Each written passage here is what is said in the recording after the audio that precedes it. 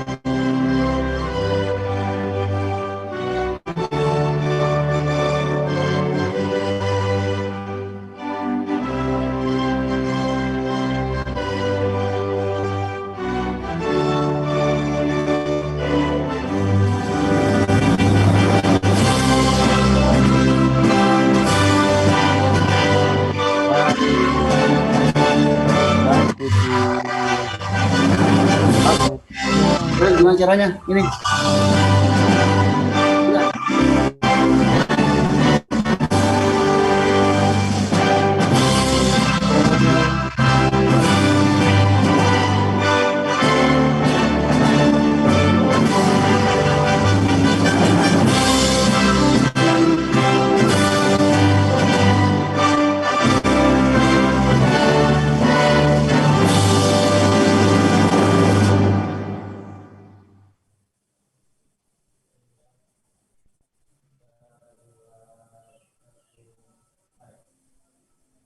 Hadirin disilakan duduk kembali.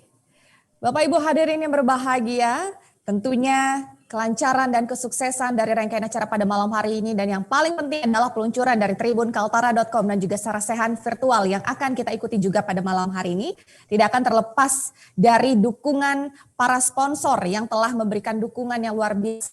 Tentunya terima kasih dan apresiasi tertinggi kami ucapkan kepada Telkomsel, Pertamina EP, SKK Migas, dan tentunya pemerintah Provinsi Kalimantan Utara. Boleh kita berikan apresiasi dengan memberikan tepuk tangan yang paling meriah, hadirin sekalian. Hadirin yang kami hormati, tribunkaltara.com adalah portal ke-47 dari jaringan Tribun Network. Seperti kita ketahui, Tribun Network merupakan jaringan media massa dari Kompas Gramedia. Tribun Network adalah jaringan media nomor 1 dan terbesar di Indonesia. Memimpin di semua platform, mulai dari media cetak, digital, bahkan media sosial. Dan sesaat lagi, pada malam hari ini kita akan menjadi saksi dari lahirnya di Kalimantan Utara, yang juga provinsi termuda di Indonesia, satu lagi jaringan Tribun, yaitu tribunkaltara.com. Baik, hadirin yang berbahagia, tentunya kita akan mendengarkan dan juga menyaksikan bersama peluncuran secara resmi. Kita dengarkan sambutan CEO Tribun Network dan juga peluncuran secara resmi tribunkaltara.com oleh CEO Tribun Network, Bapak Sentrianto. Kami silakan. Baik, terima kasih Mbak Nur. Assalamualaikum warahmatullahi wabarakatuh. Salam sejahtera bagi kita semua. Selamat malam.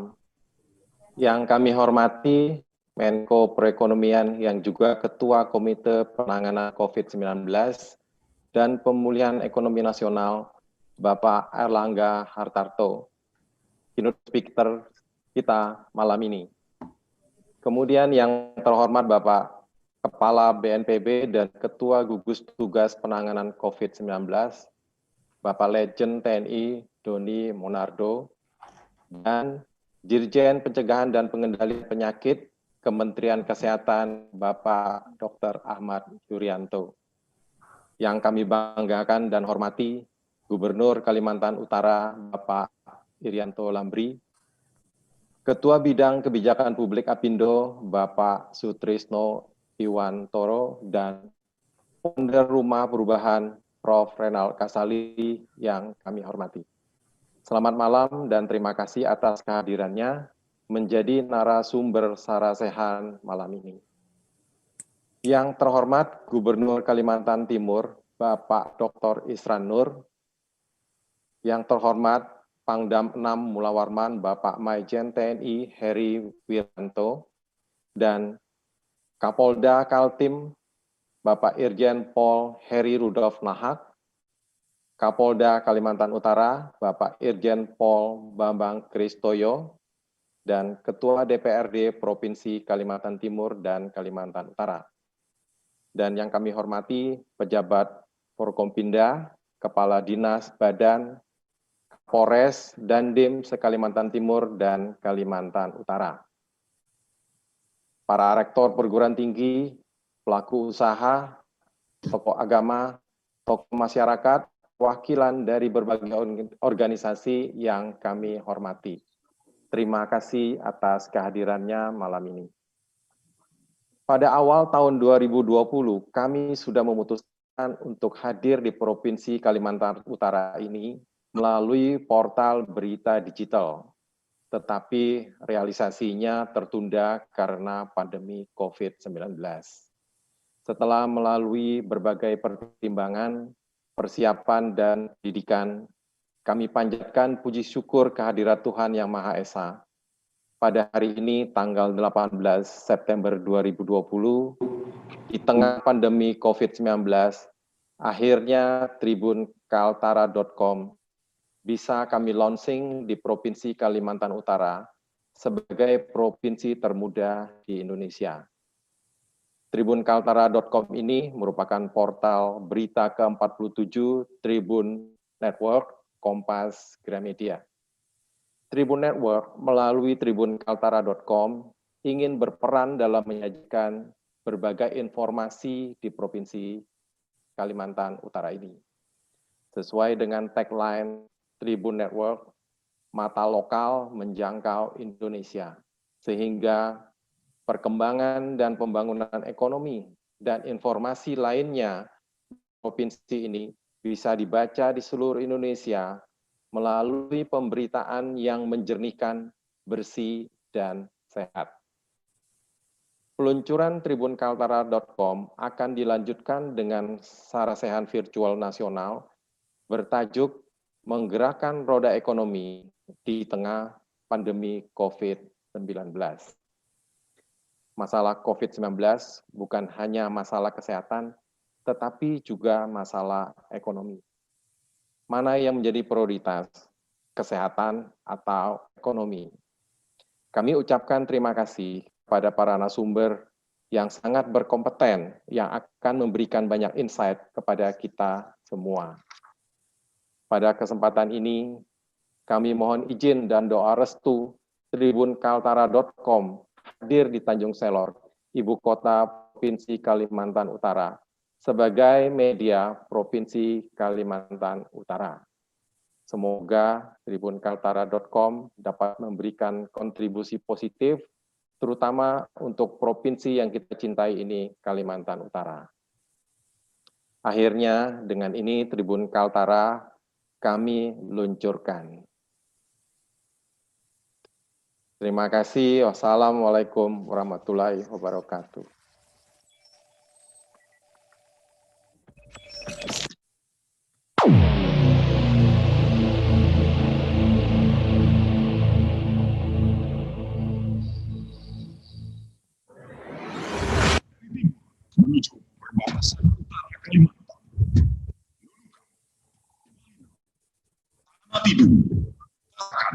dan Bulungan.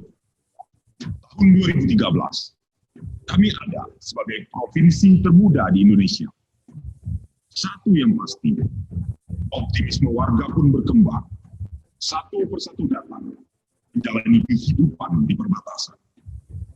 Tantangan dan peluang, momentum juga datang beriringan.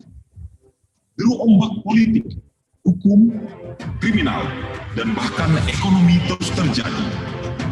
Fakta-fakta bermunculan, kata-kata berseliweran, hoax pun tak ketinggalan. Bak banjir bah tak terkendali, independensi, kredibilitas, dan kepercayaan soal fakta dan kata selalu dipertanyakan. Masyarakat butuh pijakan informasi, butuh fakta tanpa settingan, butuh kredibilitas dan independensi. Butuh media yang berpegang pada etika jurnalistik. Untuk itulah, Tribun Network dan Tribun Karting meluncurkan tribunkaltara.com. Berita terkini Kalimantan Utara.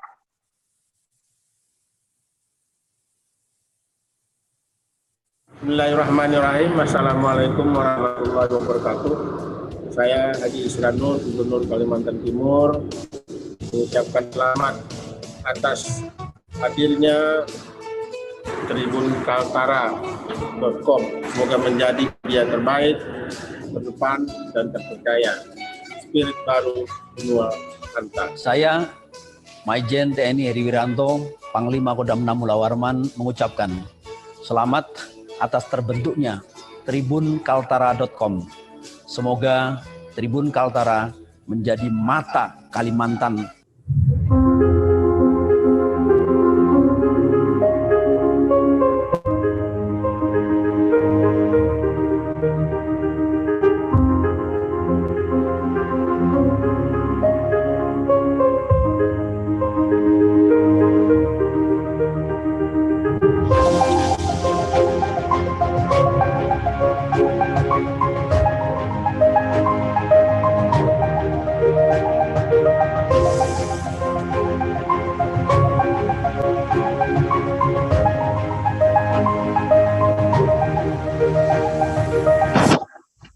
Dapat karena sanggup menyajikan fakta dan realita. Terima kasih. Saya Nur Hayati Andres, Ketua DPRD Provinsi Kalimantan Utara, mengucapkan selamat atas waktunya Tribun Kaltara bisa forum utama. Terima kasih. Assalamualaikum warahmatullahi wabarakatuh. Merdeka. Selamat sekali lagi buat Tribun Kaltara.com. Semoga tambah sukses, tambah maju, ya tambah banyak peminatnya, pembacanya seperti itu. Halo guys, sekarang saya berada dengan teman-teman dari Tribun. Tribun salah satu media yang terpercaya. Mari berkontribusi bersama-sama dengan Tribun untuk Indonesia. Saya Haji Ulunzah, Bupati Kabupaten Tanah Tidung. Pertama-tama mengucapkan selamat untuk tribunkaltara.com yang akan mengudara, dan saya berharap bagi tribunkaltara.com menjadi media yang terbaik dan satu-satunya yang ada terbaik di Provinsi Kalimantan Utara. Sukses tribunkaltara.com. Saya Haji Asminur Hafid, Bupati Nunukan, mengucapkan selamat atas kehadiran tribunkaltara.com. Semoga menjadi media yang dapat memberikan wawasan yang luas dan berimbang di Kalimantan Utara, inspirasi dari perbedaan gas to digital society. Terima kasih. Assalamualaikum warahmatullahi wabarakatuh.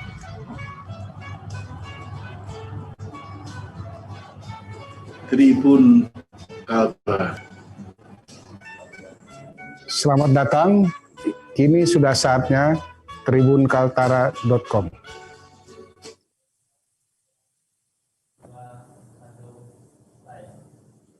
Baik, kita berikan tepuk tangan yang paling meriah hadirin sekalian atas telah diluncurkannya tribunkaltara.com oleh CEO Tribun Network Bapak Sentrianto. Hadirin berbahagia tentunya untuk memberikan kembali suasana dan juga sentuhan dari budaya tanah Borneo Pada malam hari ini kita akan menampilkan dan juga menyaksikan satu buah persembahan dari Subs Borneo. Kami silakan.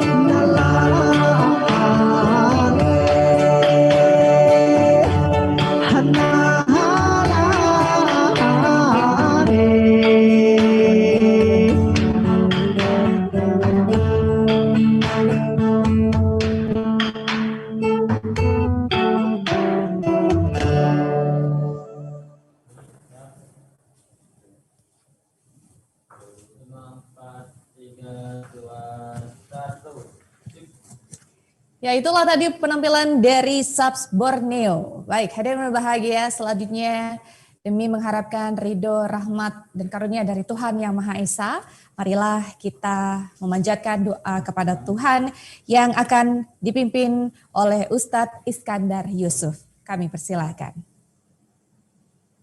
Bismillahirrahmanirrahim. Assalamualaikum warahmatullahi wabarakatuh. Selamat malam, salam sejahtera untuk kita semua. Bapak dan Ibu sekalian, sebelum kita melanjutkan kepada acara yang selanjutnya, agar acara ini selalu mendapatkan keridhaan, keberkahan, dan maunah dari Allah Subhanahu wa Ta'ala, Tuhan yang Maha Esa. Marilah kita bersama-sama berdoa, dan bagi yang beragama selain Islam, silahkan berdoa menurut agama dan keyakinan masing-masing.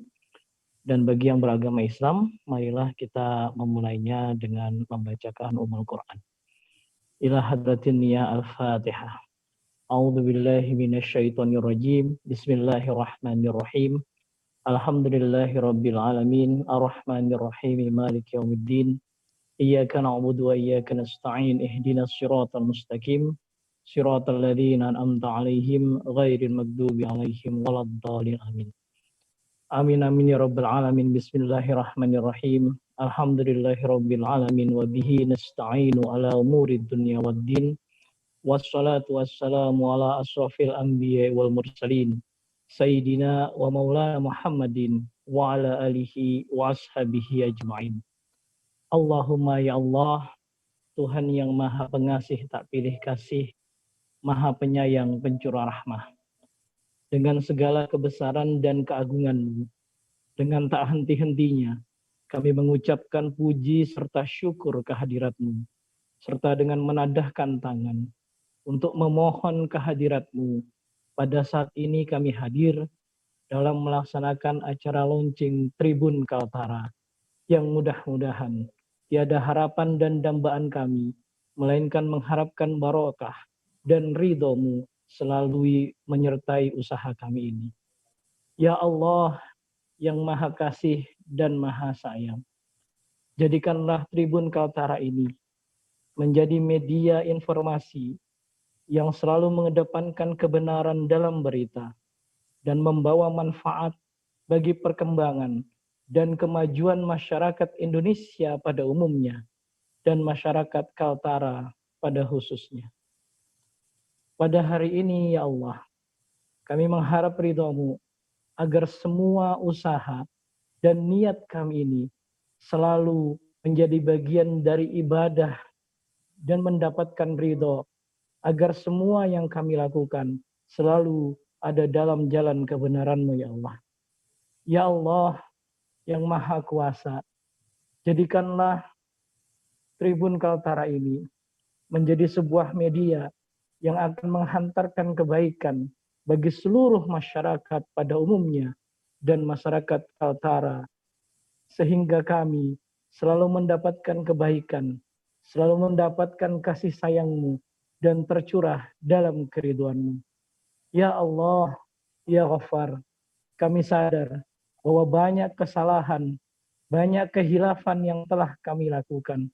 Oleh sebab itu ya Allah, ampunilah dosa-dosa kami, ampunilah dosa kedua orang tua kami, ampunilah dosa pemimpin-pemimpin kami, agar kami semua selalu mendapatkan curahan kasih dan sayang-Mu, dan kita bersama-sama dapat menjadikan Kaltara menjadi provinsi yang terbaik dan menjadi provinsi yang Engkau ridhoi dalam bingkai Tribun Kaltara ini ya Allah.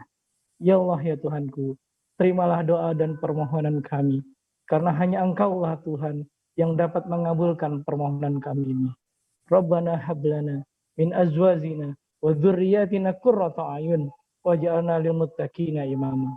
Rabbana atina fid dunya hasanah wa fil akhirati hasanah wa qina adzabannar. Wassallallahu ala sayyidina Muhammadin wa ala alihi wa ashabihi ajma'in. Subhana rabbika rabbil izzati amma yasifun. Wassalamun alal mursalin. Walhamdulillahi rabbil alamin. Assalamualaikum warahmatullahi wabarakatuh. Masih itu. Baik, hadirin yang berbahagia dan tentunya juga para peserta virtual meeting yang sudah bergabung pada malam hari ini.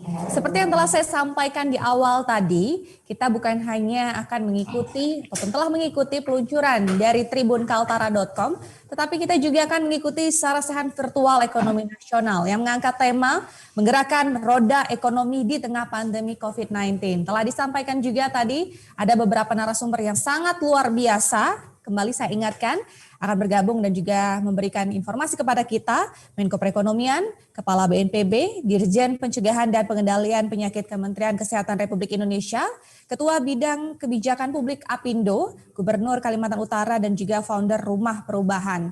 Yang tentunya sarasehan virtual kali ini akan dipandu oleh dua moderator yang tentunya juga sangat luar biasa. Langsung saja kita undang dan juga kita akan memperkenalkan nantinya pemimpin redaksi Tribun Kaltim dan tribunkaltara.com Bapak Ade Mayasanto dan pemimpin redaksi Tribun Sumsel dan Sriwijaya Pos Ibu Hajah L. Weni Ramdiastuti. Kita akan segera menyaksikan sarasehan virtual ekonomi nasional, namun kita saksikan satu tayangan video berikut ini. Dari Studio 1 tribunkaltara.com. Inilah sarasehan ekonomi nasional menghadirkan Menteri Koordinator Perekonomian yang juga Ketua Komite Penanganan COVID-19 dan Pemulihan Ekonomi Nasional, Erlangga Hartarto, Kepala Badan Nasional Penanggulangan Bencana dan Ketua Gugus Tugas Penanganan COVID-19, Letjen TNI Doni Munardo, Dirjen Pencegahan dan Pengendalian Penyakit P2P Kementerian Kesehatan, Dr. Ahmad Yuryanto, Gubernur Kalimantan Utara, Dr. Irianto Lambrie, Ketua Bidang Kebijakan Publik Asosiasi Pengusaha Indonesia, Apindo, Dr. Sutrisno Iwantono, Founder Rumah Perubahan, Profesor Renal Kasali, PhD. Sarasehan Ekonomi Nasional dengan tema menggerakkan roda ekonomi di tengah pandemi. Seminar nasional ini dihadiri pimpinan daerah, pimpinan dinas, dan pimpinan lembaga se-Kalimantan Timur dan Kalimantan Utara, mulai dari Balikpapan, Berau, Bontang, Kutai Timur, Kutai Kertanegara, Kutai Barat, Mahakam Hulu, Penajam Pasir Utara, Pasir, Samarinda, Bulungan, Tarakan, Tanah Tidung, Malinau, dan Nunukan. Harapannya, meski tengah dikepung masa pandemi, roda ekonomi tetap berputar hebat.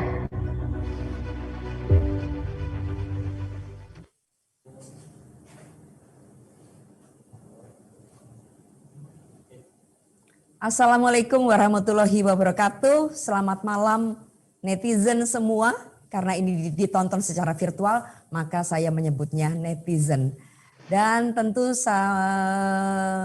malam ini saya ditemani oleh rekan saya, Bung Ade Mayasanto yang malam ini terlihat sangat gagah. Terima kasih Mbak Weni. Warna hitam. Mbak Weni juga tampil cantik ya hari ini ya, merah-merah. Oke, merah marun. Ya. Baik, Mas Ade Mayasanto, malam ini kita akan menggelar sarasehan virtual dengan tema menggerakkan roda ekonomi di tengah pandemi COVID-19. Ini sebuah tema yang sangat luar biasa dan yang sangat luar biasa juga adalah karena dihadiri langsung oleh Menteri Perekonomian Bapak Airlangga Hartarto. Beliau juga adalah Ketua Komite Penanganan COVID-19 dan juga Pemulihan Ekonomi Nasional. Ada siapa lagi Mas Ade? Mbak Weni, kita juga kehadiran Pak Letjen TNI Doni Munardo. Beliau ini adalah Kepala Badan Nasional Penanggulangan Bencana sekaligus Ketua Satuan Tugas Penanganan COVID-19. Nah, beliau dulu mantan Danpampres, kita juga punya dari militer Mbak Weni. Ya. Kita kehadiran Dirjen Pencegahan dan Pengendalian Penyakit P2P Kementerian Kesehatan, Bapak Dr. Ahmad Yuryanto. Ya. Jangan lupa satu lagi ada tuan rumah nih, Gubernur Kalimantan Utara, Bapak Dr. Irianto Lambrie. Selanjutnya Mbak Weni, siapa yang kira-kira akan hadir hari ini? Ini yang sudah dipastikan adalah Ketua Bidang Kebijakan Publik Asosiasi Pengusaha Indonesia, Bapak Dr. Sutrisno Iwantono. Dan kemudian tentu terakhir tapi biasanya paling ditunggu-tunggu ya, adalah founder Rumah Perubahan Profesor Renald Kasali PhD. Itu adalah 6 narasumber kita yang akan memberikan pencerahan tentang bagaimana sih roda ekonomi bisa tetap berjalan pada masa pandemi ini sehingga kita tidak masuk pada yang disebut resesi ekonomi. Tetapi Mas Ade, sebelumnya kita akan mendengarkan sambutan dari siapa ya? Kita coba sapa dulu Bapak Dahan Dahi. Bang Dahan Dahi ya. Ya. Beliau adalah CEO Tribun Network. Lalu ada juga News Director Tribun Network, Bapak Febi Mahendra Putra. Ya. Selamat malam Pak Febi. Lagi repot ya Mas Febi ya. Malam, selamat malam. Ya, Mas. Mbak Weni, Mas Ade. Ya. Nah, Mbak Weni kayaknya sepertinya tidak terasa cukup mengenakan kalau kita tidak tahu apa alasan Tribun Network menghadirkan para pembicara hari ini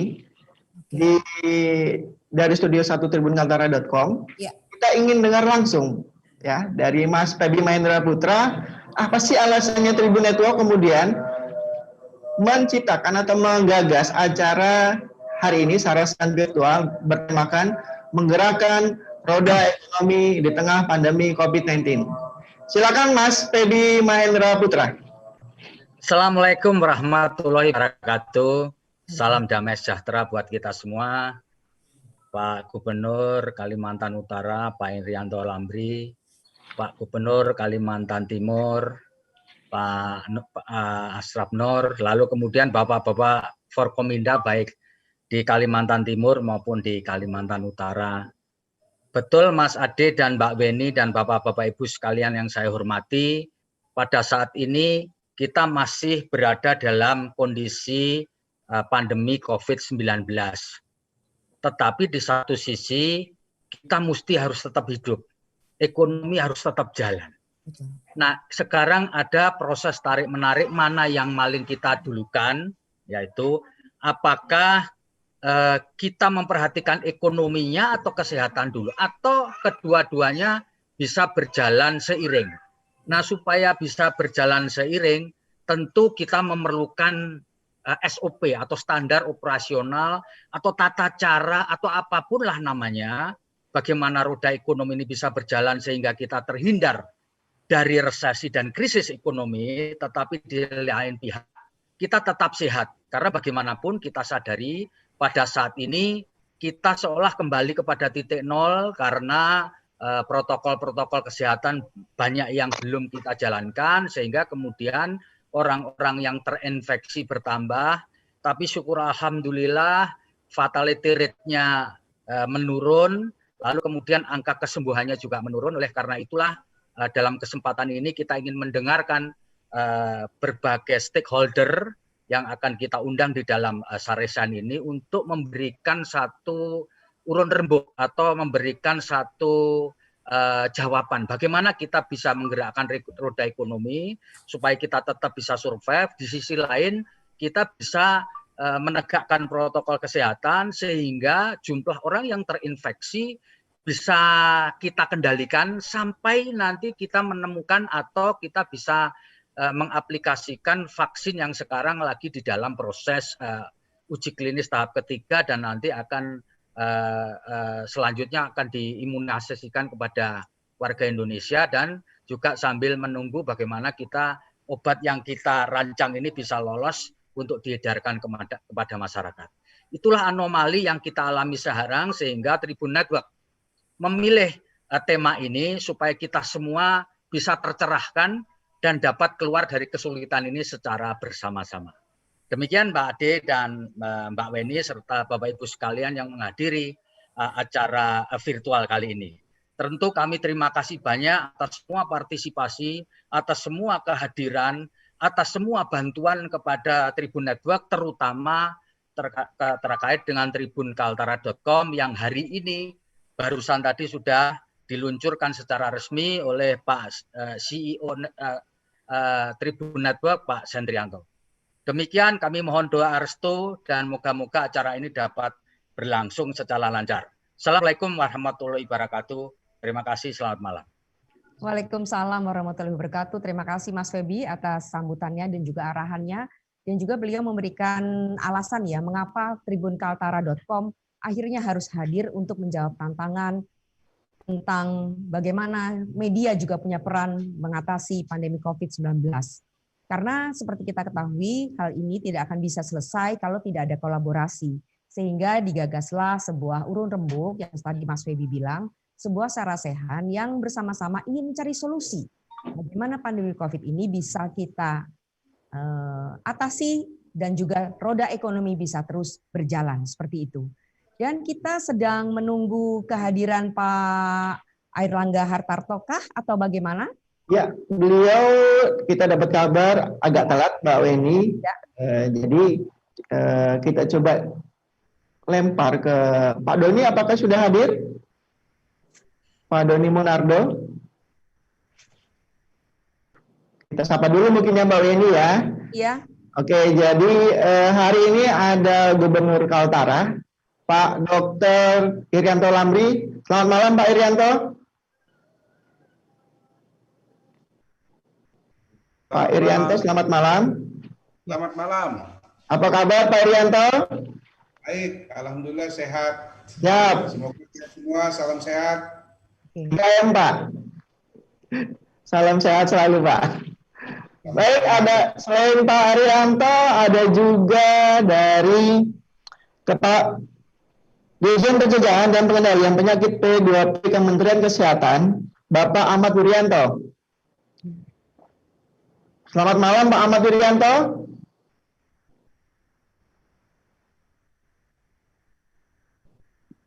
Halo. Pak Ahmad Yuryanto. Pak Ahmad Yuryanto ini Dokter Ahmad Yuryanto ya. Beliau sangat terkenal ya. Iya. Dengan tugasnya kemarin. Ya, betul Mbak Weni. Mudah-mudahan bisa segera bergabung, join di acara ini. Atau mungkin agak telat barangkali ya. Ya. Sebelum kita ke narasumber Mbak Weni, kita ingin dengar satu lagi dari Bapak Dahlan Dahi selaku Vice CEO Tribun Network. Selamat malam Pak Dahlan Dahi. Selamat malam, Assalamualaikum warahmatullahi wabarakatuh. Nah, kayaknya kurang lengkap kalau kita tidak mendengar dari Pak Dahlan Dahi. Beliau ini hebat di dunia digital. Jadi Tribunnews.com ini lahir berkat beliau. Rasanya tidak lengkap kalau kita tidak mendengar paparan dari Pak Dahlan Dahi soal bagaimana Tribun Network melaju di digital dan apakah kali ini temanya juga sesuai dengan yang tema kita angkat, menggerakkan roda ekonomi di masa pandemi. Ya. Saya persilakan Bang Dahlan. Ya. Terima kasih. Assalamualaikum warahmatullahi wabarakatuh. Selamat malam Bapak dan Ibu semua. Terima kasih sudah ikut hadir meluangkan waktu di acara launching Tribun Kaltara.com dan sekaligus seminar membahas masalah ekonomi. Saya rasa gini, apa yang kita hadapi hari ini adalah perubahan masyarakat karena teknologi baru. Nah, kalau dari sisi media, kita melihat bahwa perubahan ini kita sering sebut sebagai disruption. Media kita harus bertransformasi, beradaptasi dengan dunia yang baru. Tapi sebenarnya kita juga melihat bahwa bukan cuma media, seluruh bisnis, seluruh organisasi pemerintahan, bahkan seluruh organisasi harus beradaptasi dengan perkembangan digital. Nah, berikutnya adalah kita melihat pada saat kita sedang mengelola disruption ini, lalu muncul pandemi. Dan pandemi ini ada satu faktor juga yang betul-betul mempengaruhi kita semua, bukan cuma di pemerintahan, tapi juga di swasta. Nah, itu ada hal baru. Sehingga saya rasa alasan kita kenapa kita harus mendiskusikan ini, dan kebetulan ada narasumber yang nomor satu yang memang narasumber utama, ada Pak Doni, ya, ada Pak Erlangga, dan narasumber yang lain, itu kalau misalnya bagaimana kita melihat pandemi ini, apa yang terjadi, dan kira-kira kapan berakhirnya, supaya kita bisa membuat prediksi, antisipasi. Berikutnya adalah dampak ekonominya. Ya, ada dua hal. Satu, di level masyarakat kita sudah lihat bahwa terjadi persoalan dengan PHK atau mungkin masyarakat kesulitan meningkatkan penghasilannya gitu. Tapi satu sisi adalah pemerintah sebagai instrumen utama, salah satu instrumen yang menggerakkan perekonomian lewat belanja negara. Nah, ini ada Pak Erlangga, saya rasa ini makin komplit nih. Hal yang paling penting juga adalah bahwa kita sebagai perusahaan Tribun Network ingin berkontribusi juga kepada masyarakat Kalimantan Utara. Salam ya Pak Gubernur, Bapak-Bapak pejabat di Kaltara, mohon terima kami dengan baik. Kami ingin agar isolasi dalam tanda petik Kaltara di panggung nasional atau kunci lock informasi Kaltara ke panggung nasional itu bisa terbuka dengan media, melalui media. Apa yang bisa kami kontribusikan adalah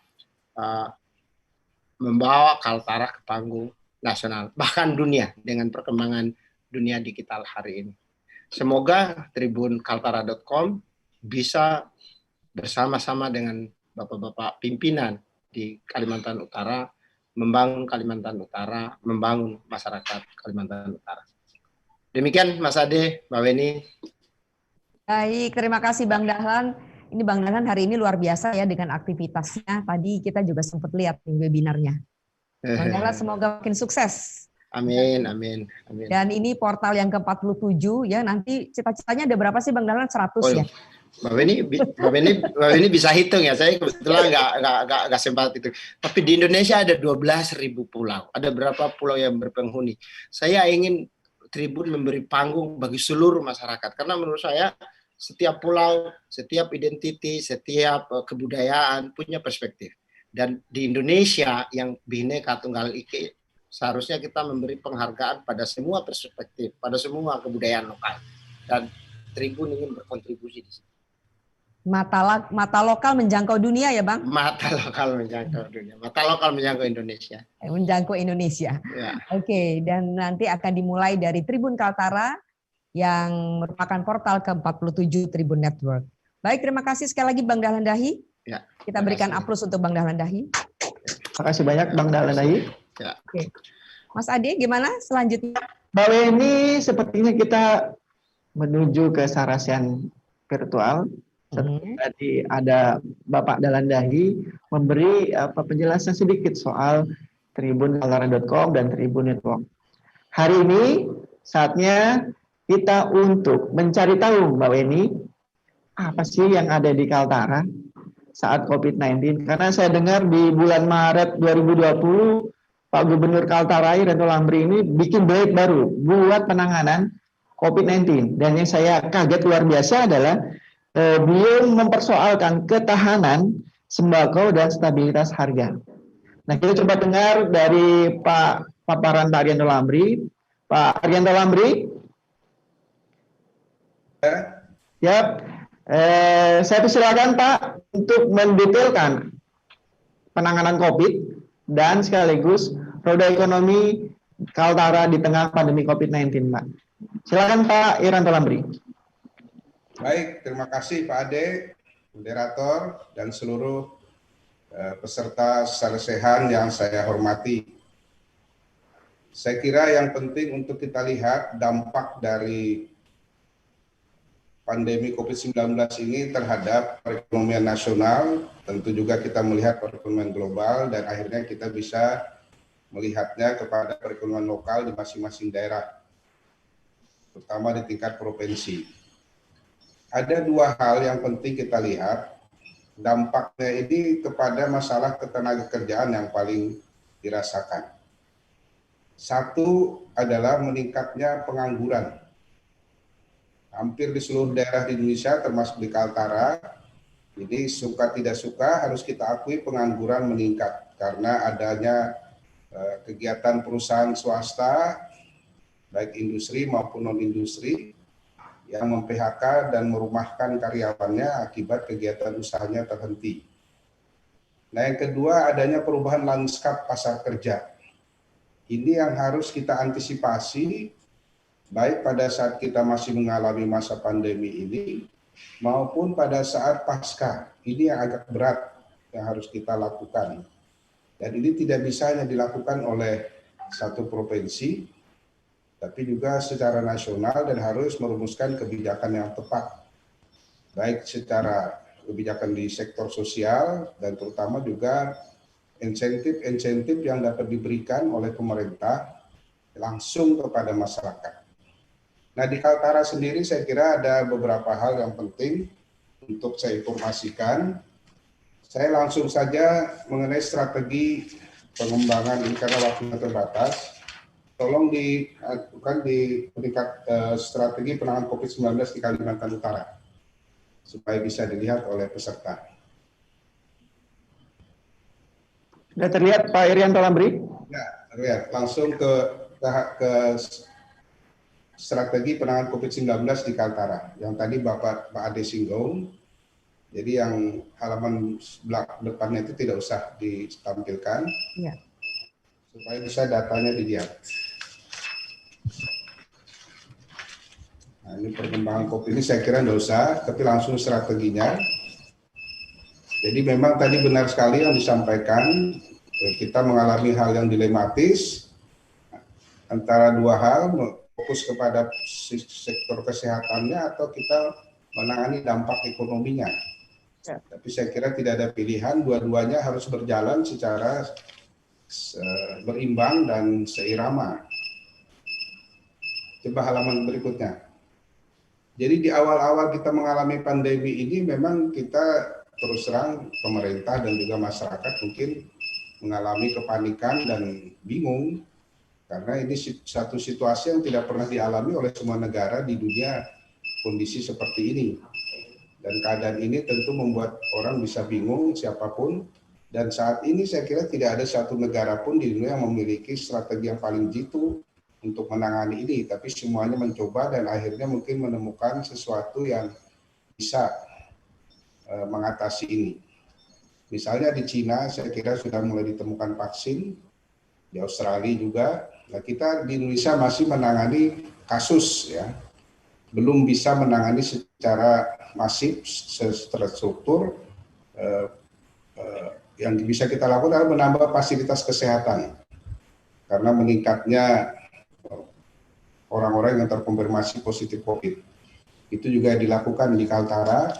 Jadi rumah sakit yang ada di semua kabupaten kota, dan terutama rumah sakit provinsi di Tarakan, nah itu kita maksimalkan pelayanannya. Baik menambah ruang isolasi, lalu pengobatan, dan terutama yang penting untuk Kaltara itu adalah dengan keterbatasan APBD kita memfokuskan anggaran kita membangun laboratorium tes PCR. Karena pengalaman kita betapa susahnya kita mengirim spesimen ini ke laboratorium Surabaya. Nah berikutnya adalah, kalau anggaran sekarang lewat saja, ini memang sesuai, kita terus melakukan upaya apa yang menjadi acuan kebijakan nasional itu kita implementasikan di daerah. Tentu dengan segala hal yang ada dan masing-masing daerah saya kira mempunyai strategi sendiri, tapi semuanya berpedoman kepada kebijakan nasional yang sudah ditetapkan oleh Presiden dan menteri-menteri yang terkait. Nah yang ingin saya sampaikan adalah bagaimana kita strategi kita mengatasi ini dari sisi ekonomi. Karena pada akhirnya masyarakat juga akan berhadapan kepada persoalan-persoalan ekonomi. Dan saya kira sudah tepat yang dilakukan oleh pemerintah, terutama oleh Bapak Presiden Jokowi, dan itu juga kita ikuti. Saya sebagai Gubernur Kaltara, kita menerapkan kebijakan-kebijakan yang sifatnya salah satu yang penting itu adalah kebijakan pengamanan jaring sosial untuk membantu masyarakat yang terdampak yang tidak mampu. Jadi masyarakat supaya tidak lapar atau mengalami krisis sembako yang berbahaya, nah kita membagikan bantuan langsung tunai langsung kepada masyarakat dan diantar kepada sasarannya. Karena kita khawatir dan tentu dimulai dengan konsolidasi database yang bagus untuk sasaran-sasaran rumah tangga maupun kelompok-kelompok yang berhak menerima kebijakan penyangga sosial ini, agar mereka yang terdampak berat terhadap masalah pandemi ini tidak mengalami hal-hal yang lebih berat lagi. Juga bantuan-bantuan sifatnya tidak perlu membayar, tapi tes misalnya. Kemudian juga menyediakan fasilitas pelayanan kesehatan yang lebih banyak dan langsung menyentuh kepada masyarakat. Jadi kita makin mengintensifkan pengobatan-pengobatan gratis di lapangan, di kampung-kampung, di dusun-dusun, di perkotaan maupun di wilayah pedalaman dan perbatasan. Terutama kita mengintensifkan program dokter terbang. Bahkan kita tambah tenaganya dengan tenaga dokter spesialis. Dan ini sangat membantu masyarakat. Pertama untuk mengecek apakah ada yang terkonfirmasi atau tidak dan memperkuat imunitas kesehatan masyarakat kita di tingkat paling bawah. Nah, yang berikutnya yang kita lakukan adalah memberikan dukungan bantuan, dan ini yang penting saya kira, untuk usaha-usaha rakyat. Jadi UMKM, bantuan modal, bantuan pelatihan, yang ini memang kelihatannya kecil tetapi dampaknya besar dan terasa langsung oleh masyarakat. Lalu program-program pemerintah daerah yang tadinya kita lelang dalam bentuk anggaran yang besar misalnya karena APBD Kaltara kecil, itu kita sebar menjadi program yang sifatnya padat karya. Jadi lebih banyak menyerap tenaga kerja setempat atau lokal atau yang berada di kampung itu. Misalnya perbaikan jalan kampung, gang-gang, pengairan, yang langsung nanti tenaga kerjanya berada di lokasi itu sehingga mereka memperoleh pendapatan. Ini cara-cara yang cepat tetapi belum tentu bisa menangani dalam jangka panjang. Memang itulah yang baru bisa kita lakukan. Nah, yang ingin saya sampaikan yang berikutnya adalah bahwa secara nasional ada dua pandangan. Apakah kita sudah mengalami krisis ekonomi ataukah kita hanya resesi? Kita harus melihat ini dengan cermat dari sisi ilmu ekonomi maupun dari sisi ilmu ekonomi secara praktis. Ada yang mengatakan kita sudah resesi, itu pasti karena pertumbuhan ekonomi kita itu adalah minus. Jadi definisi resesi ekonomi itu pertumbuhan kita sudah -5 misalnya atau bahkan lebih, tapi dan dibanding banyak negara lain, Indonesia masih sangat bagus posisinya dalam segi pertumbuhan ekonomi ini. Bahkan ada yang lebih 10 minusnya. Itu disebut resesi. Nah, tapi ada juga yang mengatakan justru kita sekarang mengalami krisis. Krisis ekonomi itu karena banyaknya perusahaan yang tutup, lalu terjadi PHK besar-besaran, dan beruntungnya pemerintah kita itu melakukan langkah yang cepat untuk mendukung atau mengantisipasi masalah-masalah yang terkait di sektor ketenaga kerjaan ini.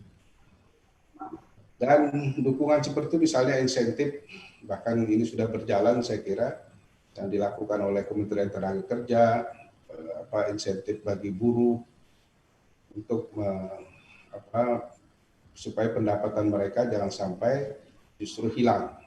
Karena ini akan menimbulkan bahaya yang lebih memperhatikan kita di dalam jangka menengah maupun jangka panjang. Nah, yang berikutnya karyawan yang sudah dirumahkan, ketika kemarin sudah mulai ada new normal, tapi sekarang kita menghadapi lagi situasi yang makin banyak terkonfirmasi. Nah, hotel-hotel misalnya atau perusahaan-perusahaan yang tadinya sudah mulai berjalan, ini mulai lagi sepi atau bahkan tutup. Nah, ini memang perlu ada subsidi khusus bagi karyawan yang dirumahkan. Saya kira pemerintah sudah melakukannya. Nah, yang terakhir yang ingin saya sampaikan adalah bagaimana kita menangani perubahan lanskap pasar kerja di masa yang akan datang. Ini yang memang paling rumit dan saya kira tidak bisa hanya dilakukan secara parsial, tapi harus dilakukan secara multisektoral dan dilakukan secara pasif sehingga masalahnya nanti bisa kita atasi secara tuntas. Di masa yang akan datang saya kira perusahaan-perusahaan maupun kegiatan-kegiatan usaha itu akan merekrut tenaga kerja yang memiliki produktivitas tinggi. Jadi tidak bisa lagi tenaga kerja yang sifatnya yang tidak memiliki skill, yang tidak bisa bekerja dengan cara-cara cepat dan cara-cara profesional.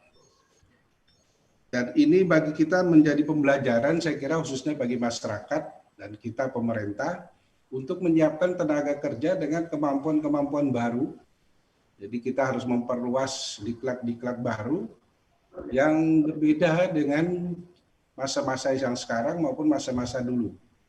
Jadi lulusan-lulusan perguruan tinggi, lulusan-lulusan SMK, itu diperlukan upaya-upaya penambahan kompetensi yang bisa mendukung upaya peningkatan produktivitas tenaga kerja ini.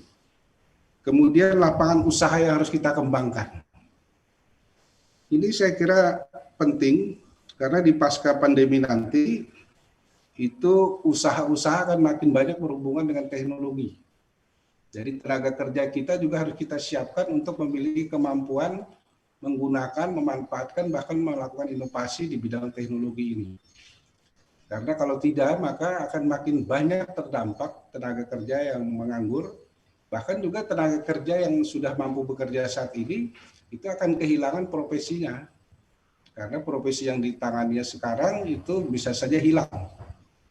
Akibat tutupnya usaha-usaha atau sektor itu tidak bisa dikembangkan lagi. Nah yang keempat saya kira perlu ada upaya sistem alih daya dan pekerja kontrak, itu yang akan lebih diminati oleh pelaku usaha. Jadi tenaga kerja kontrak ini karena apa? Karena usaha ini akan mengalami dinamika yang makin tinggi. Jadi bisa saja saat ini dia berusaha di produk A, tapi karena produk A-nya tidak laku, dia harus cepat mengubah menjadi produk B atau bahkan produk Z. Jadi perubahan yang cepat ini yang akhirnya usaha juga memerlukan tenaga kerja yang sifatnya tidak permanen.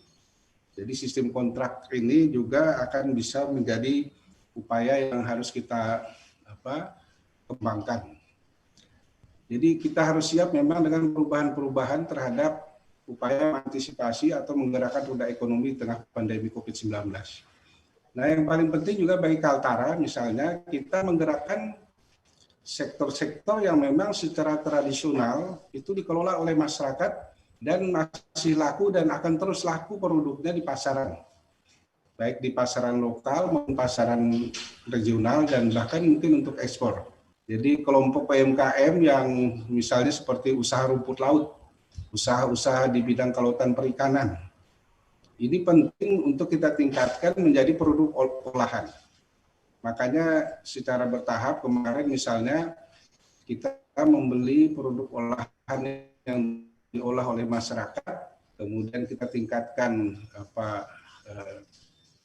aspek kesehatannya di dalam pengolahan itu, lalu kita beli kemudian kita berikan sebagai bentuk subsidi kepada ibu-ibu hamilnya untuk memakan makanan yang bergizi itu dari produk-produk lokal yang kita buat sendiri. Jadi kita tidak perlu mengimpornya dari daerah lain atau bahkan membeli dari produk-produk industri. Lalu juga yang perlu kita kembangkan adalah UMKM yang memang banyak menyerap tenaga kerja secara saat ini.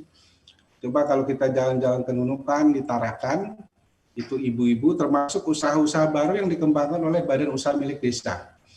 Saya seminggu atau 2 minggu yang lalu saya ke Pulau Batik. Saya melihat dan saya memberi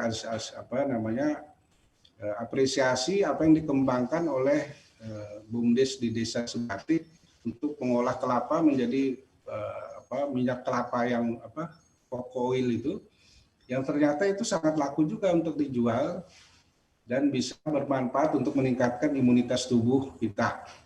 Nah ini usaha-usaha yang nampaknya sederhana tetapi memberi dampak besar bagi perekonomian lokal maupun perekonomian daerah dan nasional. Ini yang patut menjadi perhatian kita. Sehingga ini meskipun kecil tetapi secara pasti meskipun perlahan itu akan mampu menggerakkan roda ekonomi di daerah maupun nasional di tengah-tengah kita menghadapi pandemi COVID-19 ini. Jadi fokus kita yang paling penting adalah menangani masalah pengangguran, lalu kita harus mengantisipasi dengan kebijakan-kebijakan khusus, sekaligus juga dengan eksekusi yang tepat terhadap perubahan lanskap pasar tenaga kerja di masa yang akan datang. Akibat pandemi COVID-19 ini yang kita tidak tahu kapan berakhirnya, dan beberapa daerah, saya kira termasuk di Kaltara, ini meskipun bagi saya mengkhawatirkan, tetapi memang kita tidak perlu panik, tapi terus meningkatkan kewaspadaan kita. Di Jakarta dan tetangga kita di Kalimantan Timur juga itu makin meresahkan sebenarnya, karena jumlah orang yang terkonfirmasi positif COVID-19 ini itu makin bertambah banyak setiap harinya. Di Kaltara juga demikian, yang di bagian saya di Bulungan, di Tarakan, dan di Malino terutama, ini yang harus kita kendalikan. Dan kita tidak mudah untuk menghentikan mobilitas orang dan sulit bagi kita untuk mendeteksi. Bahkan yang saya pantau di Kalimantan Timur misalnya, itu jumlah yang meninggal makin meningkat. Bahkan di kalangan dokter dan tenaga medis kita dan masyarakat. Ini himbauan-himbauan yang dilakukan oleh pemerintah itu memang tidak bisa efektif lagi kalau itu tidak dilakukan dengan sanksi. Jadi saya sangat mendukung apa yang sudah mulai dilakukan oleh Polda Kaltara misalnya, untuk melakukan upaya penegakan hukum secara tegas, termasuk dukungan TNI, dan ini harus kita rumuskan bersama nanti bagaimana juga dengan teman-teman di DPRD agar kita segera menetapkan perda, karena Pergub itu tidak bisa untuk memberikan sanksi secara hukum pidana misalnya atau perdata. Jadi harus diperdakan sehingga bagi aparat penegak hukum akan mempercepat upaya penegakan hukum bagi pelanggaran protokol kesehatan di masa pandemi ini. Dan kita memang tidak mudah untuk mendidik masyarakat kita untuk makin meningkatkan disiplin protokol kesehatan ini dengan berbagai kasus maupun kondisi yang mereka hadapi saya objektif. Misalnya bagi pedagang kaki lima, atau bagi saya sering jalan-jalan ke pasar tradisional. Kadang-kadang kita sulit memang memaksakan orang masyarakat bawah itu untuk disiplin. Mereka terkendala, mereka kalau tidak keluar rumah tidak akan bisa menafkahi keluarganya. Tukang ojek misalnya. Ini yang sering tidak tertangkap secara oleh pada tataran tingkat atas. Jadi penerapan sanksi itu pun tidak bisa juga secara membabi buta atau represif, tetapi memang diperlukan satu masa sosialisasi yang cukup panjang. Jadi yang penting saya kira satu, bagaimana kita mengantisipasi dan mengatasi pengangguran yang makin bertambah untuk bisa menggerakkan roda ekonomi ini, lalu mengembangkan sektor-sektor ekonomi yang sudah berjalan yang dilakukan oleh masyarakat, oleh rakyat, sehingga ekonomi kita tetap bergerak. Dan yang ketiga yang terpenting juga adalah ini upaya jangka menengah, jangka panjang, mengantisipasi perubahan lanskap pasar kerja di negara kita dan di wilayah kita. Demikian saya kira Pak Ade, mudah-mudahan ini bermanfaat. Tentu nanti ada diskusi, ada pertanyaan yang akan bisa menambah wawasan dan informasi bagi peserta atau dari narasumber yang lain. Terima kasih atas kesempatan ini. Wassalamualaikum warahmatullahi wabarakatuh. Waalaikumsalam warahmatullahi wabarakatuh. Terima kasih ya. Mbak Weni ya. Makasih banyak Pak Irianto, penjelasan yang cukup detail, tapi masih ada pertanyaan dari saya sebenarnya. Tapi kita tahan dulu Pak Irianto, jangan kemana-mana. Mas Ade jangan lupa kita kasih aplaus dulu untuk kita beri aplaus dulu. Monggo Mbak Weni. Kita sudah kehadiran siapa? Kita akhirnya mendapatkan kesempatan untuk bertemu langsung meskipun secara virtual dengan Menteri Perekonomian Bapak Airlangga Hartarto. Selamat malam Bapak. Mungkin sedang persiapan. Oke, dan juga sudah join Bapak Dr. Ahmad Yuryanto yang sangat terkenal itu. Pak Renal Kasali, kita sapa dulu mungkin. Profesor Renal, apakah sudah join juga? Sahabat lama kita ini. Prof. Renal. Sepertinya masih persiapan Mbak Weni. Ya, ada juga Pak Ahmad Yuryanto ya. Ya. Ya, kita sapa Pak Ahmad Yuryanto. Pak Yuryanto itu punya istilah-istilah yang khas ya ketika menyampaikan laporan perkembangan COVID-19 setiap hari selama beberapa bulan. Ya, yang saya selalu ingat itu adalah istilah konfirmasi disebutkan dengan sangat khas. Ya. Pak Ahmad Yuryanto, selamat malam. Masih azan dulu sebentar ya. Oh, masih azan. Baik, Bapak. Di depan saya persis masjid. Oke, sambil menunggu Pak Ahmad Yuryanto, sepertinya kita coba ke Pak Rahmat Putrajaya, GM Network Operation and Quality Management Telkomsel Kalimantan. Selamat malam Pak Rahmat Putrajaya. Selamat malam Mas Ade. Apa kabar Pak Rahmat? Alhamdulillah baik Mas Ade. Ini Mbak Weni, Telkomsel ini sepertinya mendapatkan berkah ya. Iya. Saat perusahaan-perusahaan lagi lesu, Telkomsel ini kita tahu kayaknya lagi hijau ini. Betul, lagi hijau itu kalau Telkomsel. Kita dari mukanya cerah ya. Iya, mukanya cerah juga ya. Kilap ya. Iya, betul. Kena efek sinar lampu ini, Mbak. Coba kita cari tahu ya dari teman Telkomsel, karena kita tahu, saya dapat data nih, saya coba cross check. Telkomsel menyumbang 72% dari total pendapatan Telkom. Wih, luar biasa Mbak Weni. Over target. Selama 6 bulan terakhir, Telkomsel mencatatkan peningkatan konsumsi layanan data 43,8% secara year on year. Oke. Luar biasa. Luar biasa. Jadi kita mesti cari tahu nih, apa triknya di tengah pandemi COVID-19 justru Telkomsel mendapat berkah. Silakan Pak Rahmat Putrajaya. Oke, terima kasih Pak Ade dan semuanya. Sebenarnya ini terjadi perubahan shifting ya, dari shifting dari orang yang selama ini kan mobile dari pekerjaan di kantor dan shifting sekarang ngikut pekerjaan arahan dari pemerintah untuk work from home di rumah.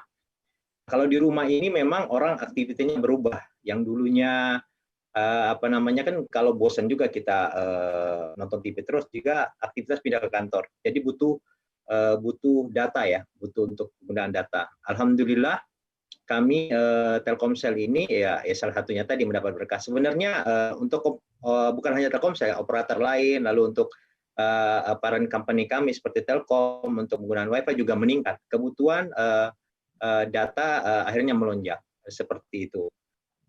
Karena kebutuhan shifting perubahan dari kebiasaan kita, seperti itu kira-kira.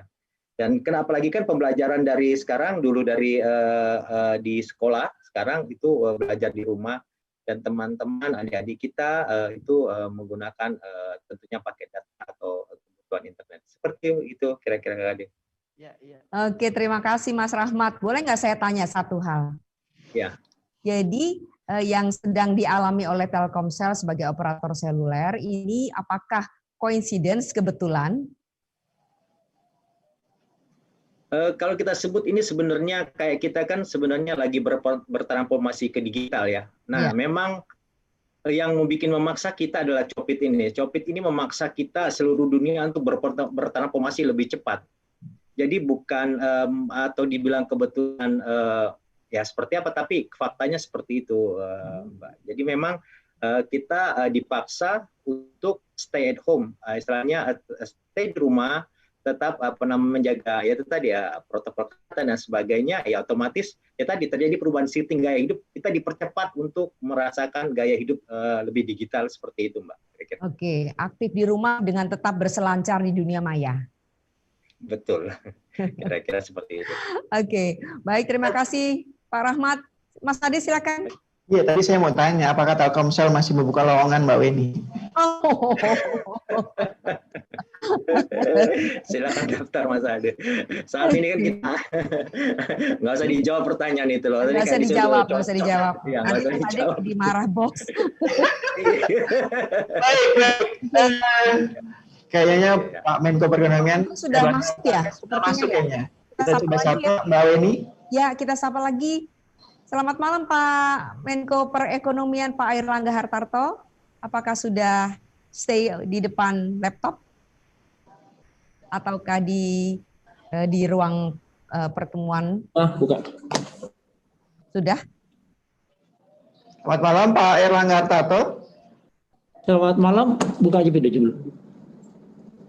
Selamat malam, izin Bapak masih di atas, izin. Kami ajudannya ya Pak. Oke. Itu masih persiapan ya Mbak Weni. Kita coba persiapan ya. Ya. Kita coba profesional ya. Oh iya. Sesuai waktu yang kami terima Bu Jin, 19.30 Bu Jin. Oh baik. Oke, 19.25 Bapak sudah di posisi Bu Jin. Baik. Siap Ibu. Mohon maaf Bapak Ibu Jin. Siap, terima kasih. Kita coba ke Pak Sutrisno Iwantono. Iya. Ketua Bidang Kebijakan Publik Apindo. Ya, Asosiasi Pengusaha Indonesia. Ya, Bapak Dr. Sutrisno Iwantono. Selamat malam, Pak Sutrisno. Selamat malam, apa kabar? Salam sehat ya. Salam sehat, Bapak. Kakak juga Pak Weni, Pak Sutrisno ini ya malam-malam hari. Gimana? Pak Sutrisno. Ya, halo. Iya, Waalaikumsalam. Pak Sutrisno ini statement-statementnya belakangan ini lumayan keras ya, karena beliau sebagai Ketua Bidang Kebijakan Publik Apindo tentu pusing ya kan menghadapi pengusaha bagaimana bisa terus mendapatkan pemasukan pada masa pandemi, kan seperti itu ya Bapak ya? Ya saya kira bukan hanya pengusaha ya, semua lagi pusing ini. Ya, kita semua pengusaha. Semua orang pasti pusing, tidak hanya pengusaha ini. Ya. Baik. Karena merasa mengalami masa-masa yang tidak pasti Pak Sutrisno ya. Ya. Ya mungkin bisa diceritakan Pak Sutrisno keluh kesah pengusaha saat ini. Apalagi kita tahu pemerintah juga sudah melakukan berbagai kebijakan. Mungkin Apindo punya kacamata yang berbeda atas kebijakan pemerintah, atau Apindo juga punya solusi bagi para pengusaha agar kita tetap eksis saat COVID-19. Silakan Pak Sutrisno. Sudah mulai atau gimana? Iya Mas Ade. Gilirannya Pak Sutrisno ataukah kita mau menunggu Pak Menteri? Oke. Tapi kan durasinya lumayan panjang ya. Ya. Ya, saya kira kita ngobrol santai-santai aja dulu ini. Ya, santai-santai. Ini kan pembukaan apa namanya tribun di Kaltara ya ini ya. Iya Pak. Pak. Oh, jadi selama ini belum pernah belum buka di sana. Ya. Baik. Mbak Weni? Itu Pak Sutrisno tanya Mas Ade, apakah berarti Tribun Kaltara ini memang betul-betul baru hadir di Kaltara, tribunkaltara.com. Jadi Pak Sutrisno sebagai gambaran ini online-nya yang hadir di sana. Oh, online-nya. Ya, online-nya. Karena Tribun Kaltim itu ada di Kalimantan Timur, tapi kemudian berkembang lagi ada kaltara.com ya, Mas Ade? Betul, Mbak Weni. Jadi tribunkaltara.com ini adalah portal ke-47, Pak. Ke-47. Online, 47. Dan kita betul di 32 provinsi. Luar biasa ya. Saya ingin mengucapkan selamat atas pembukaan ini. Mudah-mudahan Tribun tetap jaya ya, karena memang beritanya sangat banyak ya. Dan saya termasuk pembaca yang setia ini kepada Tribun ini. Oke, baik Mas Ade, karena kita masih punya waktu, sudah punya waktu untuk Bapak Sutrisno Iwantono, monggo Bapak silakan saja dikemukakan apa yang menjadi buah pikiran dari Apindo dalam tema menggerakkan roda ekonomi di pandemi COVID-19. Silakan Bapak. Jadi saya duluan ini? Ya, monggo Pak. Oh, saya nanti sudah enggak ya? Enggak apa-apa Pak, silakan. Oke, jadi begini, terima kasih Bapak Ibu dan teman-teman sekalian. Ya, jadi saya kira pertama ya, kalau kita lihat bahwa masalah ini kan sifatnya universal ya. Ya. Universal artinya dialami oleh seluruh orang di seluruh dunia, bukan hanya Indonesia, bukan hanya di Kaltara, bukan hanya di Sulsel misalnya, tapi di semuanya. Sehingga kalau kita lihat dari sisi pelaku usaha, ini juga tidak ada yang tidak terdampak begitu. Jadi semuanya mengalami, ya. Tinggal memang tingkat keparahannya yang mungkin berbeda-beda antara satu sektor dengan sektor lain. Ya. Kalau kita lihat secara sektoral, sebenarnya yang paling parah terdampak itu adalah yang berkaitan dengan lalu lintas orang, yang memang banyak sekali terjadi kontak antara orang dengan orang, ya, yang itu sudah pasti adalah sektor pariwisata. Ya.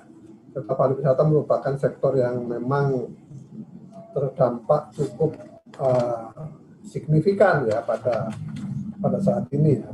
Hotel, restoran itu maaf ya, saya mati dulu. Mungkin dari Pak Jokowi, Pak? Pak Jokowi beliau sangat sibuk, ya, jadi ya. Nggak sempat juga ngasih selamat untuk pembukaan kali ini, ya. Iya, Pak. Nah, saya kira itu, ya, jadi pertama mengenai hotel dan restoran ini sangat sulit, gitu ya, di mana memang kemarin itu pada awal-awal itu bisa operasi hanya sekitar 10%, 5%, ya. Mungkin kemarin agak membaik begitu, tetapi sekarang tentu khususnya di Jakarta akibat dari PSBB ini ada penurunan lagi. Nah, yang berikutnya adalah sektor perdagangan, ya, perdagangan terutama retail, ya, retail yang kemudian sekarang juga mengalami hambatan karena orang tidak bisa berdagang, tidak bisa keluar. Kita lihat misalnya di pasar-pasar kayak Tanah Abang, ya, mal-mal itu sudah boleh dikatakan mengalami penurunan yang sangat-sangat drastis, ya. Kemudian juga ada sektor angkutan, ya, angkutan umum, terus angkutan orang itu juga mengalami penurunan drastis karena memang di situ dianggap sebagai tempat orang bertemu satu sama lain. Kemudian juga manufacturing itu mengalami penurunan yang drastis, seperti otomotif, ya, sepeda motor dan sebagainya itu mengalami penurunan. Kemudian juga makanan yang langsung berhubungan dengan orang itu juga mengalami penurunan. Ini beberapa sektor yang memang dikategorikan sebagai parah. Kemudian ada yang memang lebih baik begitu. Misalnya sektor-sektor yang berkaitan dengan telekomunikasi, farmasi, kesehatan, kimia itu relatif lebih bagus, ya, bahkan mungkin dampaknya kecil gitu, ya. Nah, tetapi di antara itu ada sektor yang parah. Jadi kalau saya gambarkan yang sangat parah dan relatif tidak parah, kemudian di antaranya itu adalah sektor yang parah gitu. Nah, saya kira yang menjadi kebutuhan utama dari pelaku usaha sekarang itu adalah meningkatkan daya beli.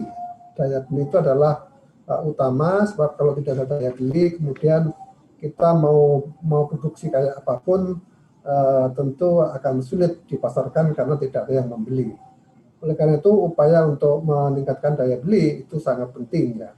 Saya kira pemerintah sudah melaksanakan berbagai langkah dan kebijakan di bidang moneter, itu juga sudah dilakukan berbagai relaksasi, ya, di sisi katakan Bank Indonesia itu sudah melakukan relaksasi. Saya dengar restrukturisasi itu sudah mencapai 800 triliun lebih. Gitu. Nah, yang menjadi masalah bagaimana kemudian karena di lapangan masih banyak juga keluhan bahwa mereka ketika berhubungan dengan pihak perbankan di lapangan masih agak terhambat. Jadi ada transmisi dari pusat ke daerah yang tidak begitu smooth gitu. Oleh karena itu kita memang meminta agar di sisi moneter itu ada proses yang lebih cepat sehingga kemudian di lapangan bisa terjadi negosiasi yang cepat, dan dengan demikian itu akan membuat kondisi di lapangan lebih rileks, dan tentu uang bisa disalurkan, dan itu akan menyebabkan likuiditas akan lebih baik. Nah, yang kedua itu adalah tentu fiskal ya. Jadi setelah moneter tentu fiskal itu bagian yang penting ya. Fiskal ini ada dua macam, yaitu mengenai APBN sendiri dan stimulus ya. Nah, saya kira stimulus walaupun kita tergolong kecil di antara negara-negara ya, karena kita baru mungkin sekitar 4% dari GDP atau 5%. Kalau negara lain mungkin sudah jauh lebih besar ya, bisa 15%, bisa 20% kalau di Jepang dan Amerika misalnya. Bahkan di Thailand itu 15%. Nah, stimulus ini penting untuk segera direalisasikan ya. Karena apa? Karena memang tadi kalau likuiditas kering, maka memang daya beli tentu akan sangat sulit untuk dibangun. Nah, memang yang kita inginkan agar realisasinya lebih cepat, karena stimulus ini kalau tidak salah baru sekitar 30% atau 35% ya.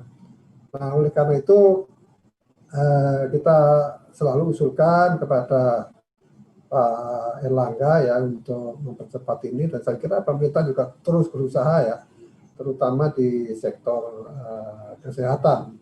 Itu yang kita juga sangat berharap. Nah, stimulus ini ada banyak yang sudah dilakukan, ada untuk dunia usaha, ada untuk kesehatan, ada untuk macam-macam. Di antaranya sebenarnya adalah untuk usaha kecil dan mikro. Ya, ini saya kira yang sangat penting, karena yang terdampak cukup signifikan itu adalah kelompok-kelompok ini. Sebenarnya ada berbagai macam stimulus, misalnya ada BLT, ya, yang terakhir itu adalah banpres untuk usaha mikro yang jumlahnya 2,4 juta per pelaku usaha ya. Dan itu sebagian yang saya dengar dari 12 juta orang yang diberikan itu sudah 60%, beda 7 jutaan. Nah, memang kita rasakan bahwa ya, usulan dari bawah itu kalau bisa ditambah, karena usaha kecil itu ada sekitar 60 juta lebih. Kalau sekarang 14 juta tentu masih banyak yang menginginkan ya, yang belum dapat, dan ini tentu memerlukan perhatian dari pemerintah. Tolong kalau bisa diperluas. Ada juga misalnya kemarin itu adalah BLT untuk tenaga kerja yang gajinya di bawah 5 juta. Itu diberikan juga 2,4 juta untuk waktu 4 bulan ya, yang sudah dibayarkan separuh sekitar 1,2. Nah, ini memang sangat membantu untuk likuiditas ya. Hanya memang usulan dari teman-teman di lapangan itu adalah bagaimana dengan tenaga kerja di yang kecil ya, yang usaha-usaha kecil yang kebetulan tidak ikut sebagai anggota BPJS Ketenagakerjaan, karena mereka memang tidak mempunyai kemampuan untuk itu. Ini jumlahnya sangat banyak karena usaha kecil itu besar gitu ya, tenaga kerja di situ, sehingga dimohonkan agar mereka ini juga mendapatkan ya pada giliran berikutnya. Demikian juga yang sudah mengikuti BPJS Ketenagakerjaan tapi nggak sampai Juni gitu, karena pada bulan Maret, April, Mei itu kondisi ekonomi jelek sehingga mereka tidak bisa membayar. Nah, tapi ketentuannya ini kan sampai Juni harus ikut gitu. Nah, untuk itu ini mohon juga dipertimbangkan agar mereka juga bisa mendapatkan.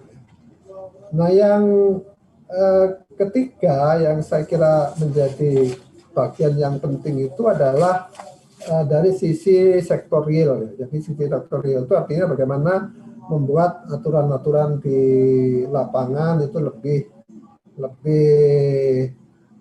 proaktif ya, tidak seperti semula yang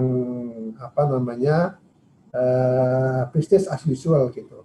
Kita minta khususnya pemerintah daerah ya untuk lebih ikut membantulah usaha-usaha ini, pelaku usaha. Karena apa? Karena di lapangan memang keluhan-keluhan yang sampai ke kita itu satu, misalnya masalah pajak untuk hotel dan restoran. Itu yang 10% itu masih dikejar terus oleh pemerintah daerah, sehingga pemerintah daerah ini dimintalah untuk sedikit merelaksasi mengenai itu, karena memang hotel ini paling parah, restoran itu paling parah terkena. Kemudian juga pajak bumi dan bangunan ya, PBB. Itu janganlah dinaikkan pada kondisi yang sulit seperti sekarang ini ya. Kemudian ada pajak reklame, itu juga sama. Memang kita paham bahwa pemerintah daerah juga memerlukan pendapatan ya, tapi kita mau bayar pakai apa gitu. Dalam kondisi misalnya restoran tutup, hotel tutup gitu, tetapi reklamenya terus dipajakin misalnya. Inilah yang kita minta di relaksasi ya. Juga pajak tanah ya, kemudian juga tagihan-tagihan lain ya. Nah, itu saya kira hal-hal yang penting. Dan kemudian juga masalah perizinan mesti dilonggarkan gitu ya, karena kita tahu pemerintah sekarang juga berusaha untuk melonggarkan itu dengan Omnibus Law gitu ya. Yang kita tahu diantaranya itu ada sekian ribu juga perizinan di daerah. Yang tentu ini sebaiknya mendahului Omnibus Law, kalau bisa daerah juga lebih cepat gitu. Nah itu saya kira 3 poin utama yang ingin kita sampaikan. Tetapi on top dari itu ya, sebenarnya yang paling utama itu adalah bagaimana kita mengurangi atau menurunkan semaksimum mungkin penularan ya. Karena akar masalah itu bukan di ekonomi, akar masalah itu adalah di pandemi itu sendiri. Jadi selama COVID itu tidak menurun angkanya, maka selama itu pula orang tidak bisa keluar rumah, tidak bisa bekerja, maka selama itu pula ekonomi tidak bisa jalan. Oleh karena itu kita memang mengharapkan akar masalah ini ditembak lebih dulu ya. Seperti kata Pak Presiden bahwa sepanjang COVID-nya belum dihentikan, maka ekonomi itu memang akan mengalami kesulitan. Oleh karena itulah kita juga mengharapkan agar pemerintah daerah lebih proaktif juga untuk mengatasi penularan itu ya, terutama misalnya disiplin dari masyarakat yang kurang ya, sehingga kemudian terus-menerus tidak menerapkan protokol COVID. Nah itu menyebabkan penularan yang lebih dalam. Memang 3T yaitu testing, kemudian tracing dan treatment itu menjadi kata kunci. Jadi kalau kita tidak bisa melakukan testing yang cukup, memang maka kita tidak mengetahui secara persis berapa banyak orang yang punya potensi untuk menularkan. Yang kedua, kemudian kalau kita tahu setelah testing kita tahu orang tanpa gejala, maka kita bisa melakukan tracing, melacak supaya orang diketahui mana yang membawa punya potensi menularkan, dan itu kemudian di treatment, yaitu di isolasi. Saya kira 3T itu sangat penting untuk dilakukan di daerah ya, karena tentu kita tidak ingin mengikuti pola Jakarta gitu. Ya. Kemudian juga Bapak bisa dipercepat sedikit? Yang ketiga itu 3M ya. 3M itu adalah pakai masker, cuci tangan, jaga jarak. Itu 3 hal itu saya kira 3T dan 3M itu mohon agar pemerintah daerah bisa betul-betul kontribusi di situ. Terima kasih. Assalamualaikum warahmatullahi wabarakatuh. Terima kasih Bapak Sutrisno Iwantono. Ya, luar biasa sekali paparannya. Jadi lalu lintas orang ini memang mengakibatkan sektor usaha betul-betul mengalami keterpurukan. Dan kita juga baru saja menerima kabar yang nggak enak ya. Karena memang COVID-19 ini bisa mengenai siapa saja. Kita baru saja mendengar kabar bahwa Ketua KPU RI Mas Arief Budiman dinyatakan positif menjadi penderita COVID-19. Kita doakan beliau sembuh karena hasil swab-nya positif. Ya, semoga cepat sembuh Mbak Weni ya. Ya, Mas Arief ini karena dekat sekali dengan teman-teman Tribun. Betul Mbak Weni. Itu juga luar biasa, spirit baru buat kita juga beliau. Kemarin masih muncul di acara Kompas TV ya, tentang pilkada serentak. Ya, betul. Di Tribun Sosial juga pernah kita undang. Ya, oke. Baik, kita kemudian tentu saja ke narasumber utama kita, Pak Menteri Perekonomian. Apakah sudah bergabung, Pak Airlangga? Sesuai jam. Selamat malam, Pak Airlangga. Selamat malam. Alhamdulillah. Apa kabar, Pak Airlangga? Baik, alhamdulillah. Sehat selalu, Pak Airlangga ya. Ya. Alhamdulillah. Alhamdulillah. Oke. Pak Airlangga, boleh kami beri pendahuluan sebentar, Pak? Boleh, silakan. Ya, baik. Tadi di awal Pak Gubernur Kaltara juga sudah mengungkapkan tentang bagaimana apakah kita ini masuk ke resesi atau ke krisis. Sementara Bapak bilang resesi itu sebenarnya bila pertumbuhan ekonomi makin turun dalam 2 kuartal berturut-turut. Jika ada perbaikan dari angka sebelumnya, itu tidak masuk resesi. Dan kemudian Anda menyebutkan bahwa resesi atau bukan, yang penting adalah menjaga kehidupan masyarakat dengan social safety net dan menjaga agar pertumbuhan tetap terlihat. Ini kan sebuah hal yang sulit ya Pak ya, dan Bapak mendapatkan tugas banyak sekali dari Pak Jokowi, tugasnya berdobel-dobel, dan kemudian malam ini kita akan mendapatkan pencerahan dari Pak Airlangga bagaimana roda ekonomi di Indonesia bisa terus bergulir bahkan pada masa pandemi. Kepada Bapak kami persilakan. Assalamualaikum warahmatullahi wabarakatuh. Yang saya hormati Pak Gubernur Kalimantan Utara, Pak Irianto Lambire, Gubernur Kalimantan Timur, Pak Isranur, CEO Tribun Network, Pak Setrianto, kemudian Wakil CEO, Dahlan Dahi, dan sesama para narsum, ada Prof. Renald, kemudian ada Dirjen Pencegahan Pengendalian Penyakit, Pak Ahmad Yuryanto, dan seluruh peserta webinar yang saya banggakan. Pertama saya ingin sharing, karena ada Pak Ahmad Yuryanto, maka yang harus kita sharing penyakitnya dulu.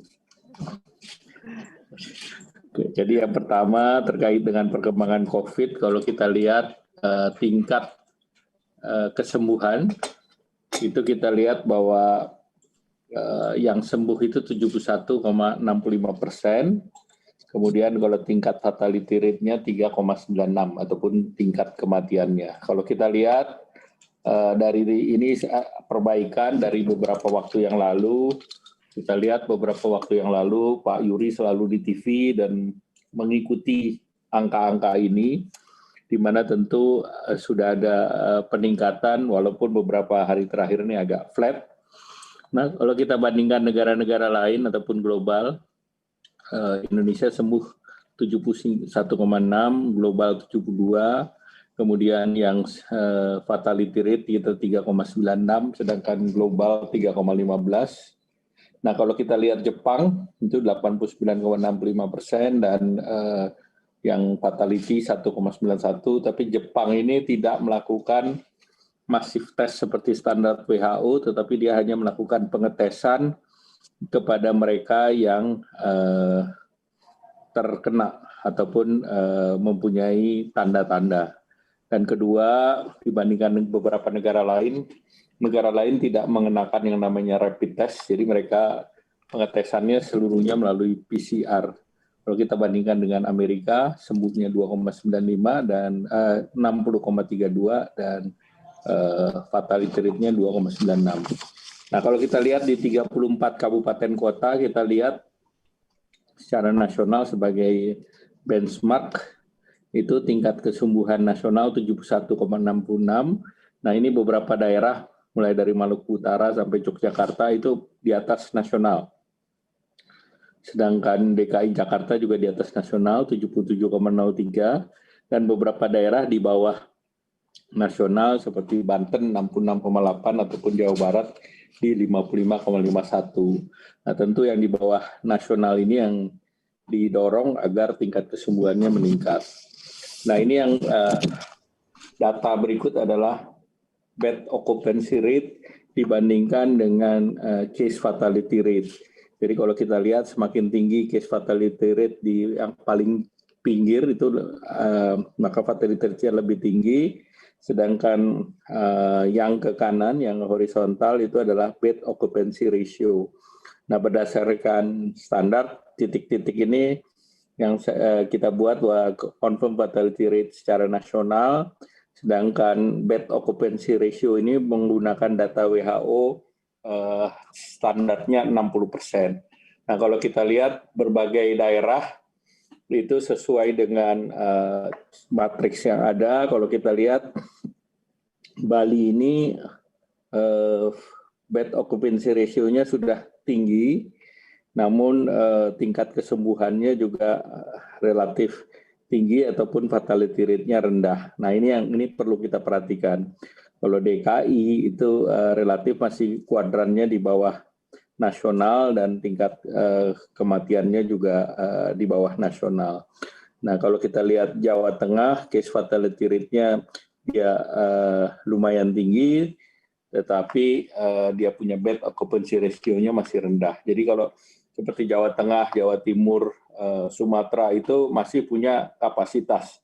Sehingga dengan demikian kita bisa melihat daerah-daerah mana yang pemerintah perlu intervensi tinggi, dan pemerintah sekarang intervensi di 8 daerah ini, termasuk kemarin untuk persiapan ataupun untuk isolasi yang tidak tanpa gejala itu dilakukan di hotel bintang 2 atau bintang 3, dan itu yang disediakan sekitar 14.000 kamar untuk 14.000 pasien untuk 2 minggu. Nah, kemudian kalau kita lihat selanjutnya yang terkait dengan perkembangan vaksin, beberapa upaya sudah dilakukan, dan kemarin Menteri Kesehatan sudah disaksikan oleh Menteri BUMN dan Menteri Luar Negeri menandatangani dengan UNICEF dengan CEPI dan Gavi. Nah, itu untuk mendapatkan vaksin yang publik yang untuk kapasitas 20%, dan Bio Farma sudah certified oleh Gavi untuk bisa memproduksi. Jadi sebetulnya beberapa fasilitas ini sudah diakses untuk mendapatkan vaksin. Di tahap pertama 30 juta, di tahap berikut antara 250 sampai 300 juta, dan kita melakukan exercise untuk 180 juta penduduk, dan untuk itu dibutuhkan 360 juta vaksin, dan pemerintah mempersiapkan perpres mengenai pengadaan, distribusi, dan juga nanti prioritas untuk pelaksanaan vaksinasi dengan mekanisme satu yang berbasis kepada disubsidi oleh pemerintah, dan kedua berbasis kepada vaksin mandiri. Kemudian yang berikut terkait dengan apa yang dilakukan pemerintah, dan dibandingkan dengan global, kita bisa melihat bahwa total confirm fatality rate itu aksis sebelah kiri, dan kemudian dikaitkan dengan yang di bawah adalah GDP growth. Nah, kalau kita lihat beberapa negara yang di atas kita adalah China, Taiwan, Lithuania. Nah, Korea Selatan, di mana mereka pertumbuhannya di atas kita, dan fatality rate-nya juga sedikit di atas kita. Tetapi kalau dibandingkan dengan negara-negara lain, bahkan seperti yang ada di klaster sebelah kiri, itu terlihat bahwa penanganan COVID di Indonesia ini relatif dibandingkan berbagai negara lain, kita cukup berada pada posisi yang cukup baik bandingkan dengan beberapa negara, apakah itu Jerman, Filipina, Malaysia, Singapura, Nederland, dan lain. Dalam 2 kriteria tersebut, jumlah yang mereka fatality rate ataupun tingkat kematian, yang kedua dibandingkan dengan pertumbuhan ekonomi. Nah, kalau kita lihat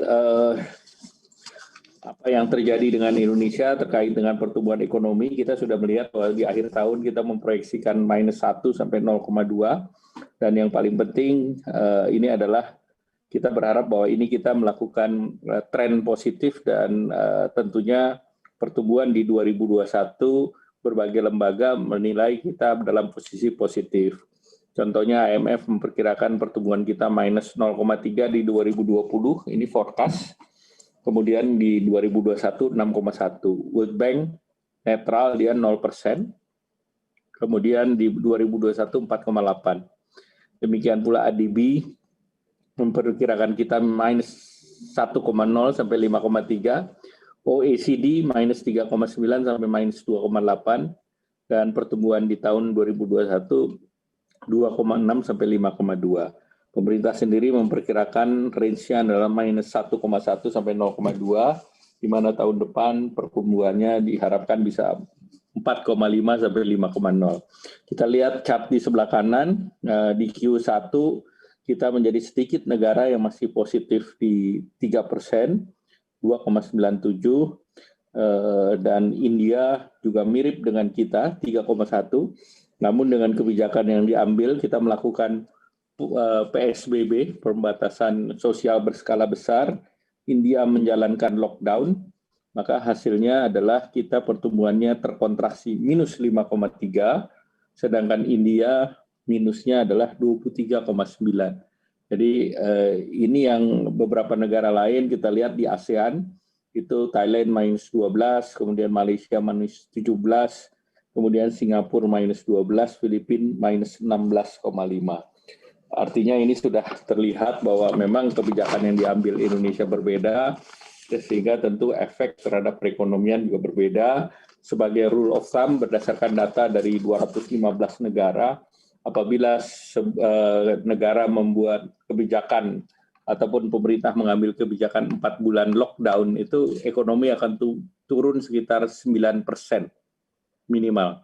Kemudian kalau itu lockdown-nya kira-kira 2 bulan, itu akan berakibat di atas 3%. Jadi ini angka-angka yang diperoleh dari berbagai negara yang ada.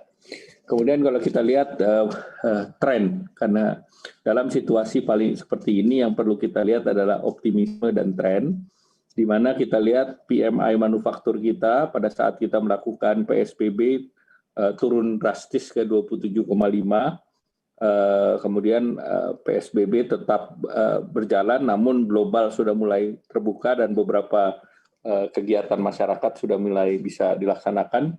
PMI kita sudah naik di 50,8 atau di atas rata-rata. Standar PMI adalah 50. Kemudian kita lihat penjualan kendaraan bermotor juga sudah mulai naik.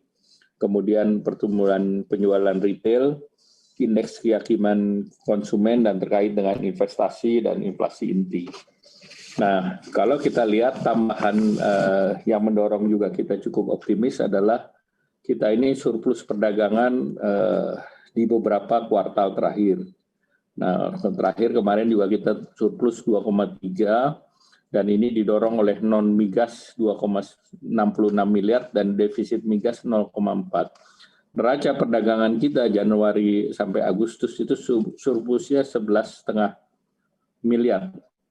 Dan ekspor pertanian tumbuh sebesar 8,59%, terutama buah-buahan. Jadi hortikultura sudah menjadi bagian daripada ekspor kita.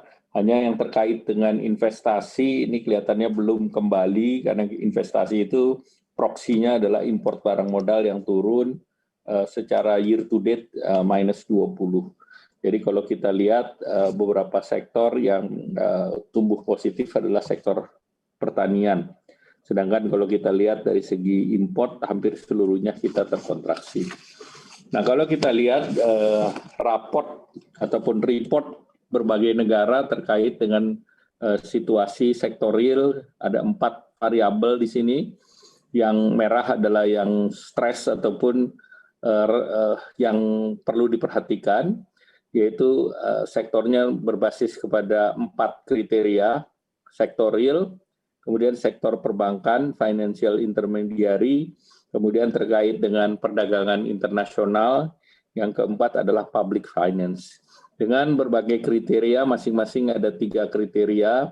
Yang pertama terkait dengan investasi sektor swasta, kita lihat Indonesia merah dan berbagai negara lain pun merah. Jadi ini kita melihat bahwa sektor usaha, sektor real, situasi saat sekarang dengan adanya demand shock dan supply shock, memang sebagian besar perusahaan berada dalam kondisi berat. Berat dalam arti dia utilisasi kapasitasnya di bawah kapasitas normal, rata-rata di bawah rata-rata 60 sampai maksimum 70%. Tentu ini sangat mempengaruhi terhadap kemampuan untuk membayar hutang jangka pendek maupun jangka panjang. Kemudian jumlah hutangnya kalau kita lihat debt-nya itu tapi relatif debt-nya lebih aman sebelum COVID. Kemudian kita juga yang dibantu tidak semua masyarakat kita mempunyai hutang. Jadi rasio hutang terhadap GDP kita relatif rendah.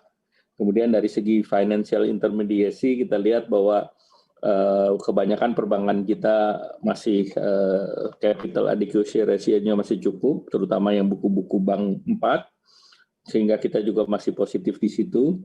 Kemudian growth lending-nya juga kita tidak bubble, jadi kita dianggap kurang dari 20%.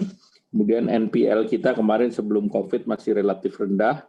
Kemudian terkait dengan hutang memang masih 35% dari GDP, dari yang diizinkan ada 60%. Kemudian foreign loan juga relatif 16%, jadi masih relatif aman. Kemudian portfolio inflow baik itu dari capital market kita juga masih positif. Sedangkan public finance, government deficit di awal kita masih kurang dari 3%, sekarang sudah 6%. Kemudian current account deficit maupun pertumbuhan dari foreign exchange. Jadi kalau kita bandingkan dengan berbagai negara yang lain, kita yang berbahaya itu di sektor korporasi ataupun sektor real.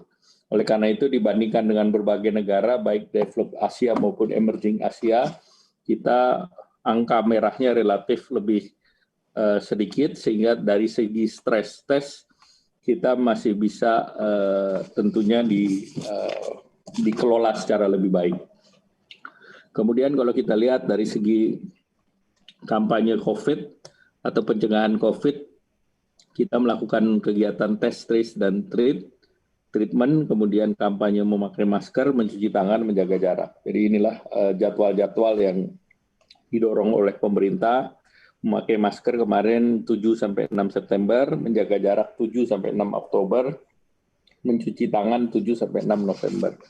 Dari segi biaya penanganan COVID, kita sudah siapkan 695 triliun, dan dari 695 triliun ini tentunya terus hampir direncanakan hampir 100%, walaupun realisasinya ada beberapa perubahan. Jadi sebagai contoh, realisasi total pen yang 254, nah ini pagunya naik 42 triliun. Di sektor kesehatan, misalnya DIPA-nya dari 18,45 naik juga 4,8 bila dibandingkan posisi akhir Agustus.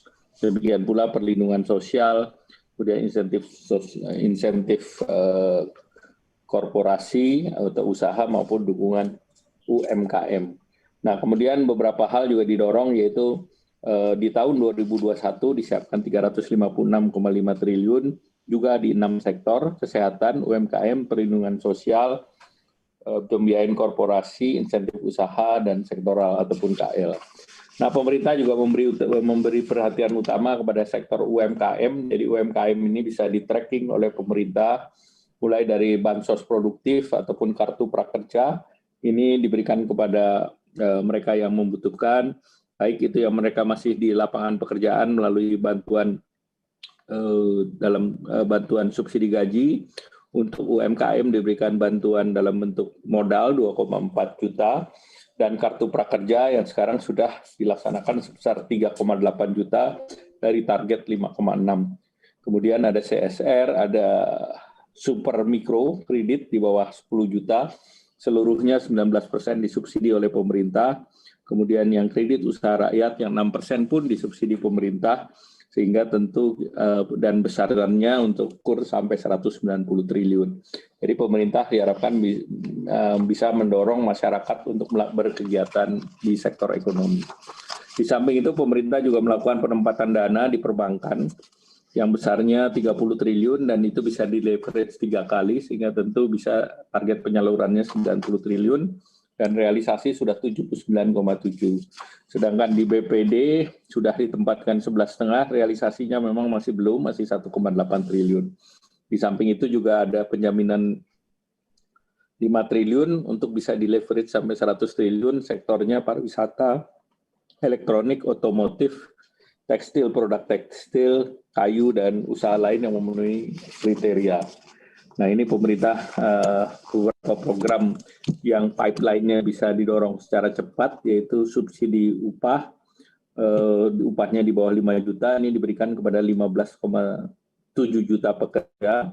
Kemudian KUR yang terkait dengan pemberian mereka yang dirumahkan dengan bunga 0, kemudian bahan pres produktif kepada 12 juta untuk 2,4, dan ini program baru ada subsidi pulsa pada murid dan guru untuk 7,2 triliun. Dan di samping itu tadi juga dirapatkan, Bapak Presiden juga mengarahkan bahwa para guru honorer pun akan dipersiapkan untuk mendapatkan bantuan sebesar 2,4 seperti yang diberikan kepada pekerja yang melalui BPJS Ketenagakerjaan. Dan dari situ ada 300.000 guru sudah mendapatkan, sedangkan yang sisanya 1,7 nanti akan didorong melalui Kementerian Pendidikan dan Kebudayaan. Kemudian juga ada beberapa program lain yang didorong, yaitu terkait dengan Kartu Prakerja. Kartu Prakerja ini pendaftarnya sudah 26 juta, ini by name, by address, by rekening, dan ini diterima sudah 4,68 juta sampai tanggal 17, di mana 2,39 juta sudah menyelesaikan pelatihan dan 1,45 telah menerima insentif. Dan selanjutnya adalah dalam program reform atau transformasi perekonomian, RUU Cipta Kerja sedang dalam pembahasan di DPR, dan tentunya pemerintah berharap bahwa dengan dilaksanakannya ataupun selesainya pembahasan dengan DPR, ini akan membuka kesempatan agar mengurangi obesitas di regulasi dan juga bisa menciptakan iklim yang lebih baik untuk penciptaan lapangan pekerjaan. Dan ini nanti tentunya dengan timing yang tepat, diharapkan bahwa ekonomi bisa pulih dan diharapkan investasi pun bisa kembali masuk ke tanah air. Demikian, terima kasih. Wassalamualaikum warahmatullahi wabarakatuh. Waalaikumsalam warahmatullahi wabarakatuh. Terima kasih banyak Pak Airlangga Herlato. Ternyata kita masih optimis ya Mbak Weni ya. Masih banyak yang biru. Masih banyak yang biru tadi gambarnya dari Pak Airlangga. Kita tetap harus optimis di akhir tahun 2020 ini. Semoga COVID-19 cepat berlalu. Kita coba ke Pak Ahmad Yuryanto ya. Pak Ahmad Yuryanto. Iya, selamat malam Mas. Selamat malam Pak Ahmad Yuryanto. Saya kira langsung disambut aja dari Pak Airlangga Herlato. Tadi sudah disebut-sebut soal Pak Ahmad Yuryanto. Silakan Pak Ahmad. Baik, terima kasih yang sangat kami hormati Pak Menteri, Pak Airlangga Herlato, Bapak Gubernur. Tadi saya lihat ada Bapak Gubernur Kalimantan Utara, kemudian Kalimantan Timur mungkin juga ada Bapak Ibu sekalian yang sangat bahagia. Terima kasih. Pada kesempatan yang baik ini, di samping saya mengucapkan selamat untuk Tribun Network untuk Kalimantan Utara, ini adalah kesempatan yang paling pas untuk kita kembali lagi menyadari basis masalah kita di pandemi ini. Ini adalah pandemi, artinya ini bukan hanya masalah satu negara, ini masalah banyak negara. Nah, pandemi ini kalau mau diselesaikan, ya harus diselesaikan oleh semua negara di dunia kan, ini yang jadi masalah. Kemudian yang kedua, pandemi ini disebabkan oleh penyakit menular yang dapat dicegah. WHO sejak awal sudah mengisyaratkan bahwa ini adalah public health emergency. Kemudian di dalam regulasi kita juga disebutkan ada ini kedaruratan kesehatan masyarakat. Berarti basis intervensi kita adalah di masyarakat. Ibarat sepak bola, maka bagian hilir itu adalah kiper, adalah rumah sakit. Bagian hulu adalah masyarakat. Strikernya, backnya, dan sebagainya. Nah, kalau tidak kita lakukan penguatan pada sisi hulu, pada sisi masyarakat, maka sehebat apapun kiper pasti akan kewalahan dan bisa jebol. Oleh karenanya, maka mari kita harus bisa menempatkan masyarakat, menyadari problem ini, dan kemudian menempatkannya juga sebagai subjek dan sekaligus objek dari upaya pencegahan ini.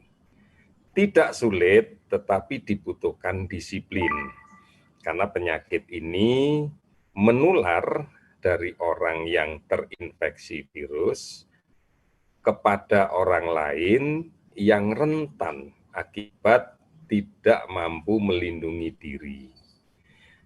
Karena itulah maka di awal saya diberi kesempatan untuk menyampaikan ini ke masyarakat, saya selalu mengatakan hal yang aplikatif pada level masyarakat, maskerku melindungi kamu, maskermu melindungi aku. Artinya kita harus saling melindungi.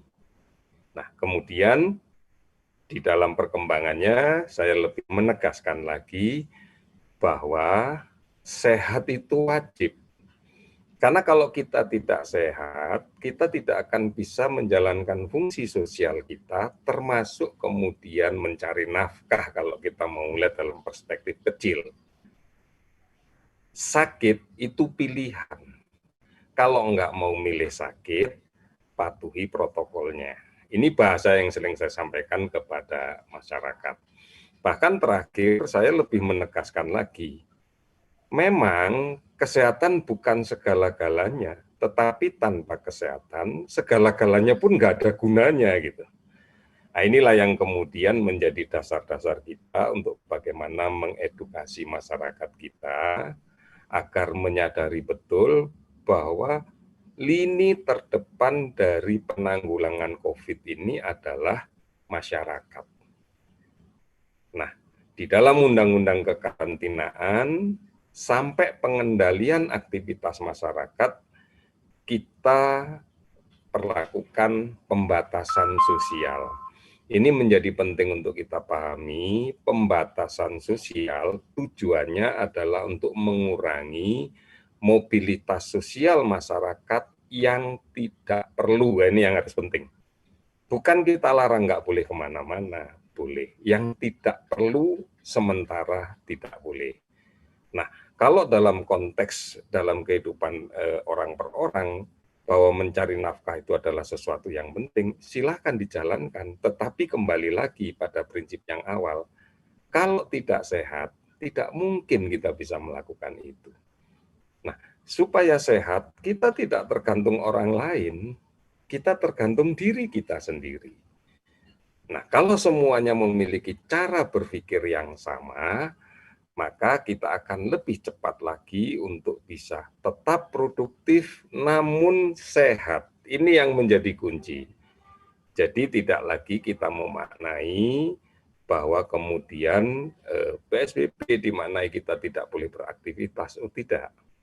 Kita melihat akhir-akhir ini masyarakat sudah mulai bagus ya, responnya sudah mulai benar, sudah mulai bagus, sudah mulai baik.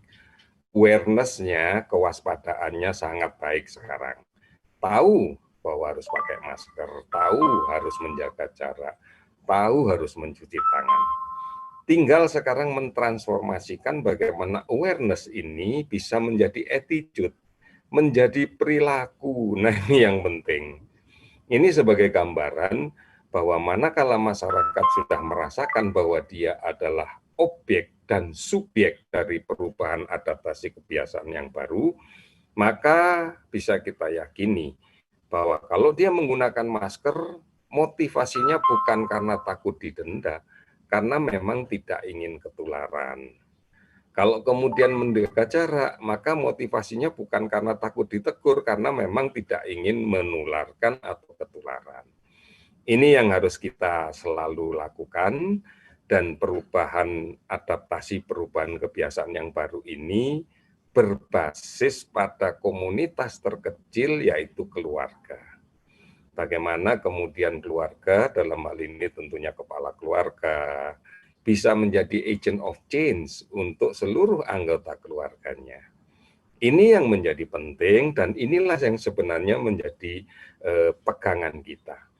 Jadi kita tidak lagi kemudian harus berpikir tentang begitu banyak aturan. ini diatur, itu diatur. Prinsipnya cuma satu. Penyakit menular ini bisa dicegah. Dengan cara, mari kita pisahkan, kita batasi orang-orang yang membawa virus konfirmasi positif dengan melakukan isolasi yang baik. Tapi jangan berlebihan memaknai isolasi. Isolasi tidak dimaknai sebagai pengucilan. Jadi orang yang diisolasi itu tidak sama dengan orang yang dikucilkan. Karena ini nanti akan membawa stigmatisasi terhadap orang-orang ini. Dikucilkan. Dikucilkan dari apa? Dikucilkan dari kemungkinan dia menyebarkan droplet kepada orang lain. Artinya orang ini harus menggunakan masker. Apapun alasannya harus menggunakan masker. Dan kemudian kita beri treatment, drug of choice, obat yang definitif yang digunakan oleh dunia belum ada. Tetapi kita tahu bahwa data yang sembuh banyak. Ini ciri khas dari penyakit virus. Self-limited disease. Sebenarnya dengan daya tahan tubuh yang bagus, imunitasnya naik, maka akan sembuh dengan sendiri. Ini menjadi penting. Nah, akhir ini, ekspektasi masyarakat terhadap vaksin sangat luar biasa. Kita semuanya juga berharap bahwa vaksin segera bisa kita operasionalkan. Tetapi ini tidak boleh diterjemahkan bahwa sebentar lagi ada vaksin, jadi sekarang nggak usah pakai masker, nggak usah jaga jarak, nggak usah cuci tangan, sebentar lagi ada vaksin. Ini yang salah. Juga ekspektasi bahwa nanti kalau sudah ada vaksin, selamat tinggal masker, selamat tinggal cuci tangan, selamat tinggal jaga jarak, ini pun juga salah. Karena bagaimanapun juga, ini bagian dari pola hidup bersih sehat, PHBS, yang merupakan salah satu tiang dari instruksi Presiden tentang gerakan masyarakat hidup sehat. Karena ini janji dan komitmen kita bersama bahwa dengan gerakan masyarakat hidup sehat, kita bisa memberikan ruang yang paling memungkinkan untuk membangun masyarakat bangsa yang sehat sebagai bagian fundamen dari SDM unggul. Oleh karena itu, saya katakan kesehatan bukan segala-galanya, tetapi tanpa kesehatan, segala-galanya nggak ada gunanya. Saya yakin bahwa apa yang dilakukan oleh pemerintah daerah, baik Kalimantan Utara, Kalimantan Timur, ataupun di tempat yang lain, sudah inline dengan ini. Sekarang problematika kita adalah bagaimana strategi implementasi. Karena kita sadari betul, ini akan sangat dipengaruhi oleh kearifan lokal. Ini akan sangat dipengaruhi oleh budaya setempat. Sehingga message nasional yang disiarkan dari Jakarta, mestinya esensinya lah yang kemudian diadaptasikan dengan situasi dan kondisi di daerah masing-masing. Kita mengajak. Ruang kita adalah mengajak masyarakat berubah, bukan memaksa masyarakat untuk berubah. Kuncinya satu, pendekatannya kita harus equal dengan masyarakat, berdiri sama tinggi, duduk sama rendah, untuk kemudian menjadi edukator mereka. Ini bukan cerita guru sama murid, tetapi cerita teman dengan teman untuk mengajak berubah dalam rangka menghadapi adaptasi kebiasaan baru. Yakinkan ini masalahnya seluruh dunia. Seluruh dunia melakukan hal yang sama seperti yang kita lakukan. Bahkan kita sudah menempuh jalan yang cukup bagus, tadi banyak data yang sudah dipresentasikan oleh Bapak Menko, inilah indikasi bahwa kita on the right track. Jadi kami berharap bahwa seluruh komponen sesuai dengan prinsip kita dalam mengelola bencana, pentahelik berbasis komunitas harus dalam satu sistem yang terintegrasi, harus dalam satu wadah yang terkoordinasi, dan dalam satu pengerahan yang terkolaborasi. Ibaratnya tangan, pentahelik ini adalah jari-jarinya. Ibu jari mungkin kita sebut sebagai unsur pemerintah, artinya eksekutif, legislatif, yudikatif, pusat sampai daerah harus sejalan. Jari telunjuk adalah masyarakat misalnya, dalam hal ini maka peran struktur kearifan lokal masyarakat, peran tokoh menjadi kunci. Kemudian jari tengah mungkin kita menyebut dunia usaha, inilah yang kemudian bersama-sama untuk mengintegrasikan seluruh kapasitasnya. Kemudian yang jari manis mungkin kita sebut sebagai akademisi, maka semua akademisi pun berpikir yang sama, dan jari kelingking mungkin kita sebut sebagai media, termasuk Tribun Network. Nah, 5 jari ini tidak boleh dituntut bentuknya sama, ukurannya sama, modelnya sama, tidak. Sangat aneh manakala tangan ini 5 jari jempol semua gitu kan. Sangat aneh maka kalau 5 jari ini kelingking semua, tidak. Perbedaan inilah yang kemudian terintegrasi di dalam telapak tangan kita yang bekerja bersama, saling membutuhkan interdependensi. Kami berharap paradigma saya, paradigma Anda, paradigma mereka kita hilangkan menjadi paradigma kita untuk menangani COVID-19 ini.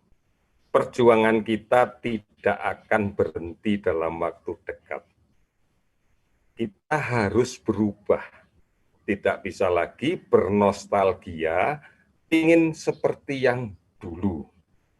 Seluruh dunia tidak akan kembali menuju ke seperti yang dulu.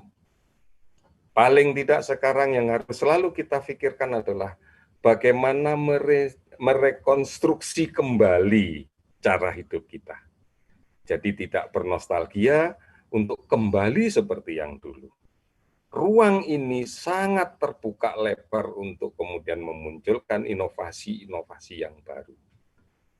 Paradigmanya adalah paradigma kita. Bukan saya, bukan Anda, bukan mereka, tapi kita. Insya Allah dengan cara seperti ini, kita akan lebih cepat bangkit dan menjadi semakin kuat dengan badai COVID ini. Karena yang kita hadapi bukan sendirian, seluruh dunia mengalami yang sama. Saya kira mungkin itu yang bisa saya sampaikan. Terima kasih, Mas. Banyak Pak Ahmad Yuryanto. Mbak ini sepertinya Pak Renal sudah hadir di sini, Mbak ini.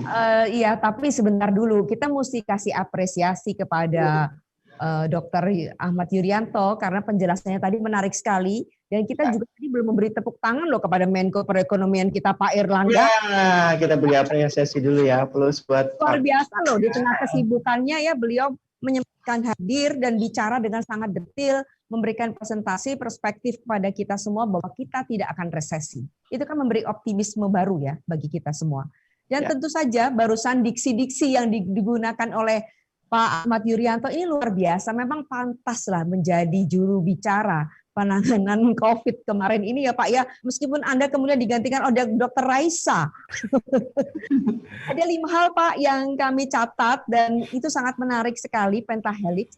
Jadi pemerintah, masyarakat, dunia usaha, kemudian keempatnya tadi adalah akademisi, dan kelima ini kami Pak, media. Dan itu semua kita tentu harus berkolaborasi karena ini persoalan kita.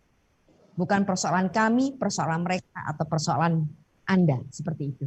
Terima kasih Pak Ahmad Yuryanto, dan tentu kita segera akan mendengarkan penjelasan Profesor Renald Kasali.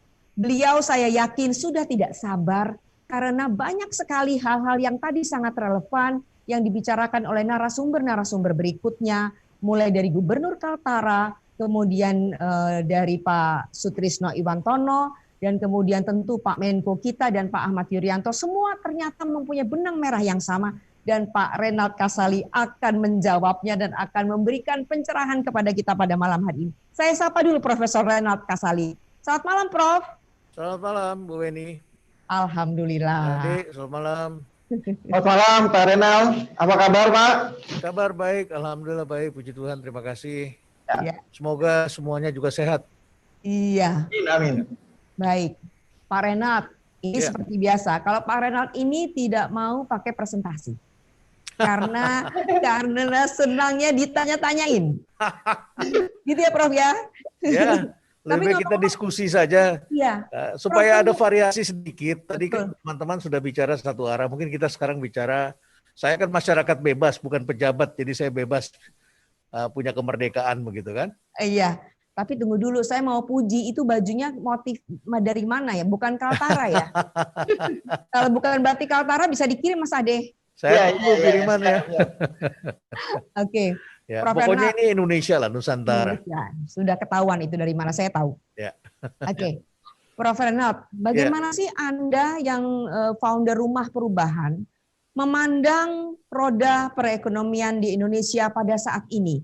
Betulkah kita masuk pada jurang resesi sementara Pak Menko bilang tidak akan karena angka-angka yang diperlihatkan itu masih hijau, boleh dibilang seperti itu. Silakan, Ya, Prof. ya, saya buka saja ya. Iya, Prof. Kelihatan gantengnya, Pak. Ya, baik. Jadi pertama tentu harus dipahami apa yang dimaksud dengan resesi. Resesi itu kalau 2 kali berturut-turut dalam 2 kuartal berturut-turut ya, pertumbuhan ekonomi negatif, itulah namanya resesi. Tetapi kenapa jadi resesi jadi ramai? Sama saja ketika tidak ada resesi, masyarakat ramai yang lain lagi. Misalnya ada yang ramai pada waktu terjadi devaluasi. Iya. Itu juga ramai devaluasi gitu ya. Kenapa? Karena kalau devaluasi akan terjadi biasanya diikuti dengan harga-harga naik kalau kita importnya banyak begitu kan.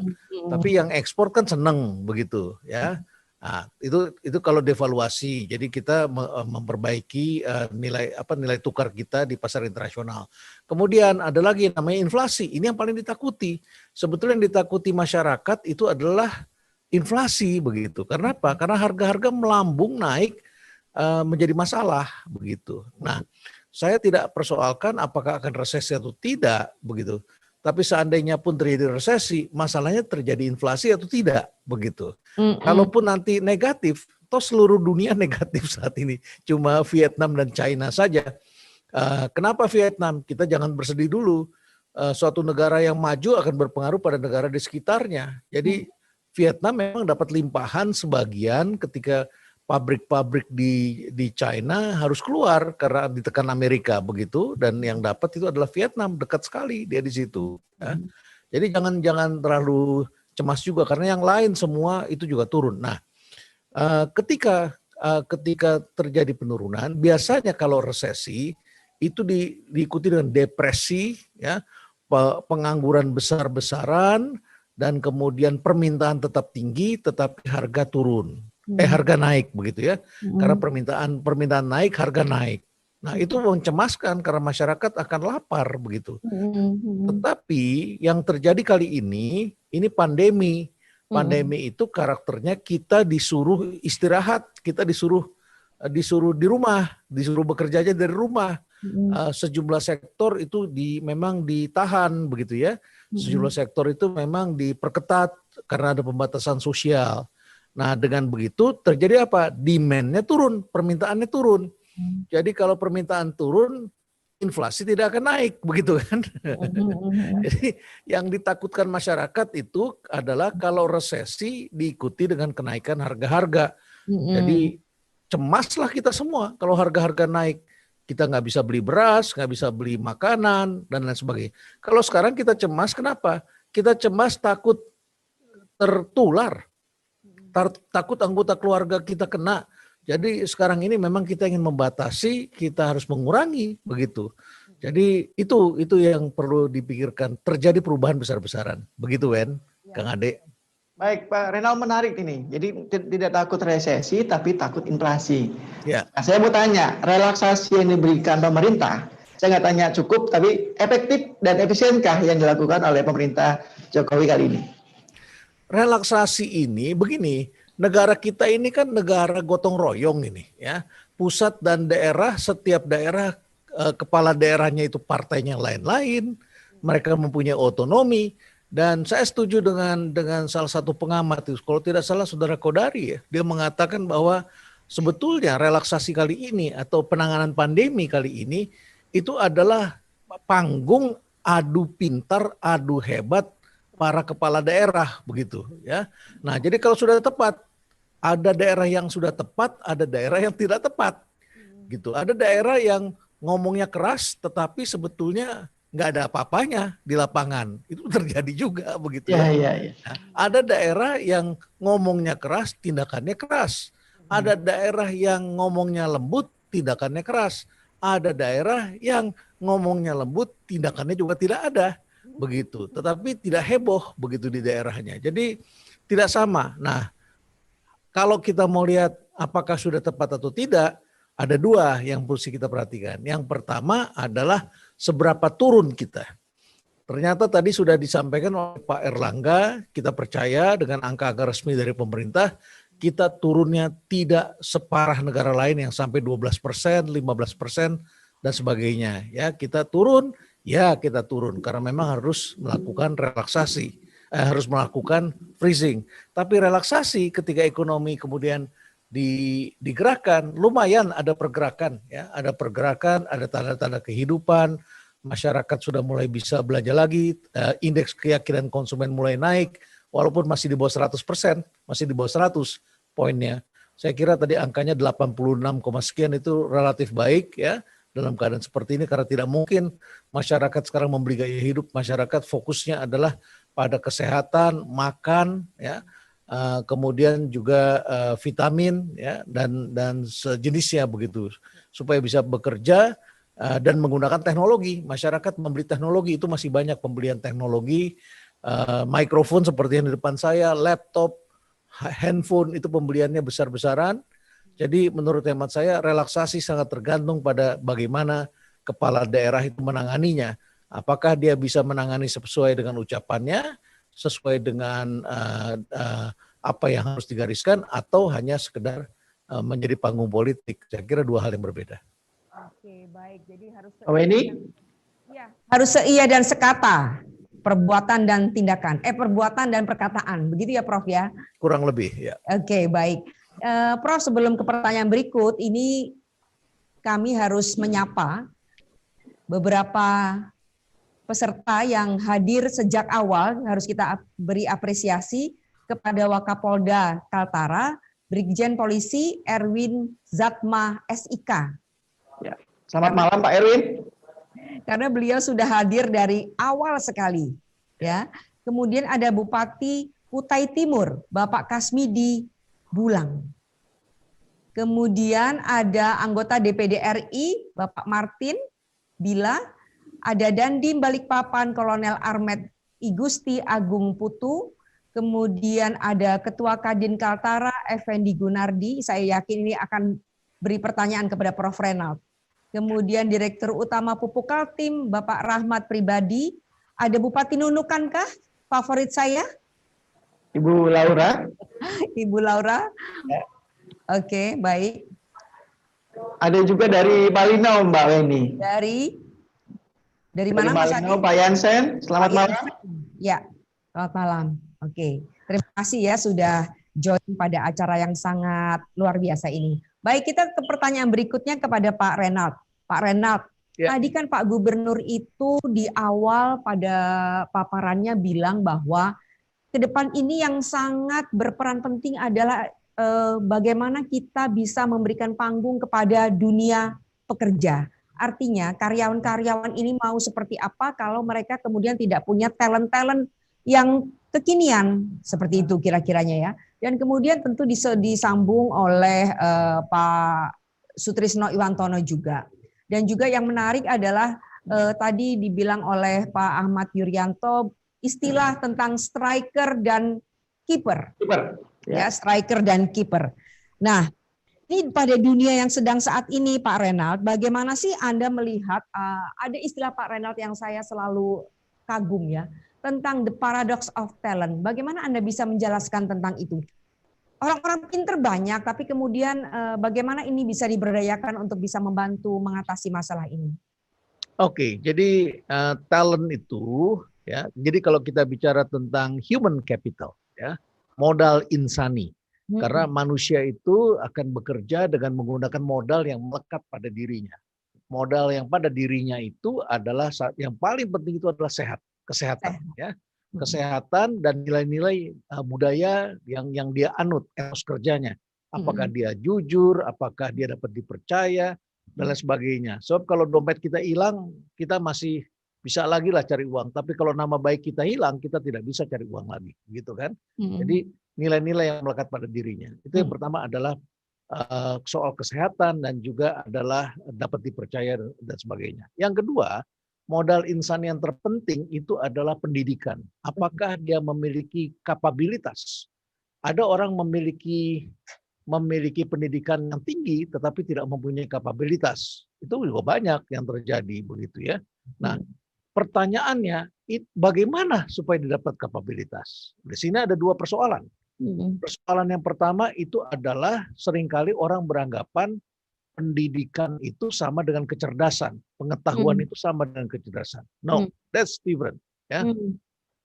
Pendidikan adalah satu pencapaian yang fokus kita memberikan pendidikan, terutama di pendidikan tinggi, semakin tinggi, itu terutama adalah memberikan bekal pengetahuan. Ya, dengan begitu manusia mempunyai tools, mempunyai alat, begitu ya, tahu alatnya. Nah, tetapi dulu kita beranggapan kalau manusia bisa sekolah tinggi, maka dia pasti cerdas, punya yang namanya intelligence, ya, intelligence ya. Kalau tadi namanya intelektual itu pengetahuan, dia punya tools dari situ. Nah, intelektual seperti itu. Intelligence adalah kecerdasan. Dulu dianggap melekat dengan pengetahuan. Kenapa? Karena dulu kecerdasan itu IQ, hanya satu, IQ. Sekarang diketahui kecerdasan itu ada kecerdasan emosional, ada kecerdasan relasional, ya, bangun relasi dengan orang. Ada kecerdasan moral, apakah dia mempunyai integritas atau tidak. Ada kecerdasan teknologi, bagaimana apakah dia bisa beradaptasi menggunakan teknologi-teknologi baru. Apa kecerdasan yang disebut dengan kecerdasan eksploratif, kemampuan dia mengeksplor ketika pintu tertutup, ya, dia berada dalam satu ruang dinding tertutup seperti sekarang. Kalau kita jadi pengusaha, kita mesti cari pintunya kan. Nah, kalau kita bukan tipe manusia eksploratif, kita akan berteriak-teriak. Padahal pada setiap dinding harusnya ada satu pintu paling tidak gitu. Nah, itu kita harus mencari. Nah, itu didapat oleh manusia explorer, manusia yang bisa mengeksplorasi begitu. Nah, di tengah-tengah pandemi, kehidupan tiba-tiba kan berubah, berada di dunia digital. Begitu ya, Mbak Weni, Kang Ade. Di dunia digital terdapat justru kendala-kendala kita di situ. Yang pertama kendalanya adalah kita ini dituntut memiliki kecerdasan teknologi. Apakah seusia saya atau seusia bapak-bapak pejabat, bapak-bapak yang bekerja sebagai manajer, bapak-bapak yang bekerja di sektor-sektor penting, tetap beradaptasi bisa menggunakan teknologi? Kebanyakan enggak tuh, itu masalah. Nah, ini kecerdasan sendiri untuk terus-menerus mengikuti perkembangan zaman, terutama teknologi. Tentu tidak harus bisa bikin TikTok dan lain sebagainya, begitu ya. Tetapi paling tidak bisalah menggunakan video, menggunakan ilmu pengetahuan yang ada di dunia online, bisa ikut Coursera dan lain sebagainya, gitu ya. Yang kedua, kecerdasan kontekstual. Nah, ini juga penting sekali. Kecerdasan kontekstual karena sekarang teknologi itu mengontrol kita dengan algoritma. Ya, algoritma membuat kita jadi cupet. Cupet. Sekali Anda nggak suka dengan Pak Jokowi, Anda buka kiriman orang yang mengata-ngatain Pak Jokowi, maka Anda akan dikirimi terus hal-hal yang negatif tentang Pak Jokowi dan Anda tidak mengerti dan Anda tidak bisa tidak melakukan validasi. Anda tidak punya kecerdasan kontekstual. Tapi kalau Anda sebaliknya juga terjadi. Nah, oleh karena itu manusia yang cerdas adalah manusia yang tahu bagaimana cara melakukan validasi tentang suatu kebenaran. Ya, tentang omongan orang tentang seseorang yang ditusuk, ulama yang ditusuk, kita validasi benar apa enggak ini dilakukan oleh orang yang seperti apa begitu ya. Jadi kita tidak segera serta merta mengadili dengan bereaksi negatif karena tidak memiliki kecerdasan kontekstual. Nah, demikian pula dengan membaca peristiwa ekonomi, kita harus bandingkan dengan negara lain, kita bandingkan soal hutang dengan cash flow, dengan data, kita tentu harus mempunyai kecerdasan membaca konteks itu. Jadi masalahnya di zaman sekarang ini tidak cukup hanya punya pengetahuan, tapi juga harus punya yang namanya kecerdasan tadi, intelligence. Dan ada kecerdasan baru yang dituntut dalam kehidupan ini. Nah, terus ada keterampilan kan, hard skill yang tadi Pak Gub sampaikan begitu. Manusia memerlukan talent itu memerlukan skill, ya. Nah, ini sekarang disebutnya kita sekarang berada di paruh waktu antara 3.0 yang dibesarkan revolusi industri dan 4.0 dunia digital. Nah, persoalannya adalah di sini akan segera obsolete, usang. Ini kita sebut past skills, skills masa lalu. Sedangkan di sini kita sebutnya future skills, skills masa depan, yang basisnya adanya pada teknologi baru, kehidupan baru di sini, yang dengan cara-cara baru di sini. Nah, saya bilang sama anak-anak saya di Mahir, kita nggak mau lagi masuk ke sektor-sektor yang disebut past skills, keterampilan-keterampilan yang sudah usang. Karena saya mengajar di universitas saja, saya bilang ini silabus bagus, tetapi ternyata yang disusun kawan-kawan saya, textbooknya sama dengan waktu saya belajar 30-40 tahun yang lalu. Begitu ya, 30 tahun yang lalu, 40 tahun yang lalu, begitu. Saya bilang saya nggak mau pakai ini karena keadaan di dunianya sudah berubah. Jadi saya ganti, saya menggunakan hal-hal yang baru, kita explore yang baru, dunia baru. Nah, keterampilannya harus future skills. Dunia yang baru ini yang harus kita explore. Jangan sampai anak-anak kita kuliahnya hari ini, belajarnya ilmu yang kemarin, tetapi mereka bekerja di hari esok ketika yang kemarin sudah tidak berlaku lagi dalam kehidupan real. Itu yang harus dihindari. Begitu, Wen. Oke, future skills ya. Dan tadi sudah diawali dari Pak Gubernur Kaltara. Future skills. Jadi sudah responsif sekali itu Pak Renald. Nanti bisa dilihat itu bagaimana majunya Kaltara. Sangat maju. Oke, baik. Pak Renald sudah pernah ke Kaltara?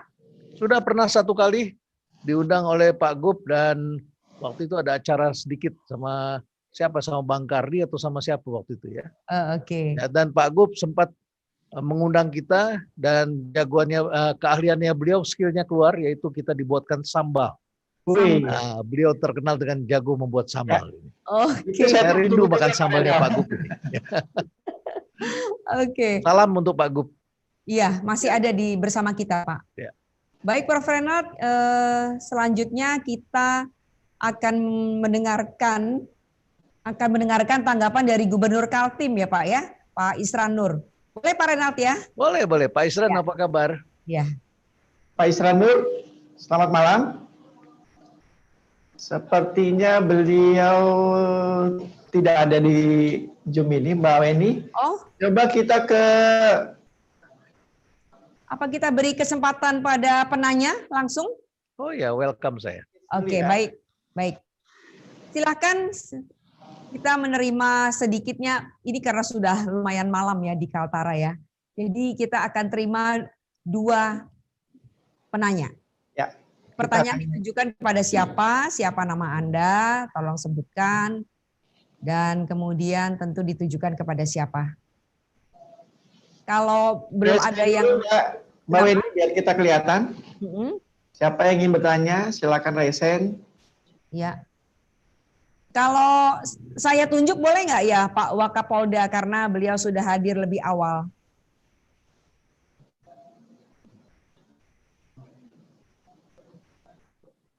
Atau memberikan tanggapan Pak Wakapolda, silakan.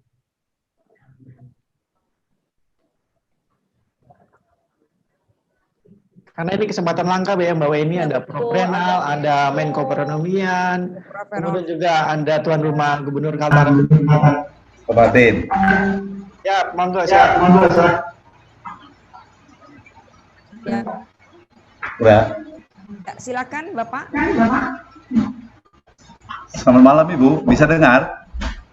Dengar Pak, silakan Pak. Baik. Assalamualaikum warahmatullahi wabarakatuh. Selamat malam, salam sejahtera untuk kita semua.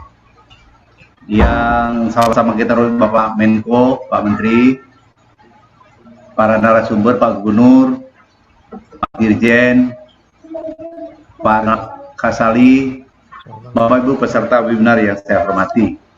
Karena waktu kita terbatas, yang pertama kepada Pak Menteri.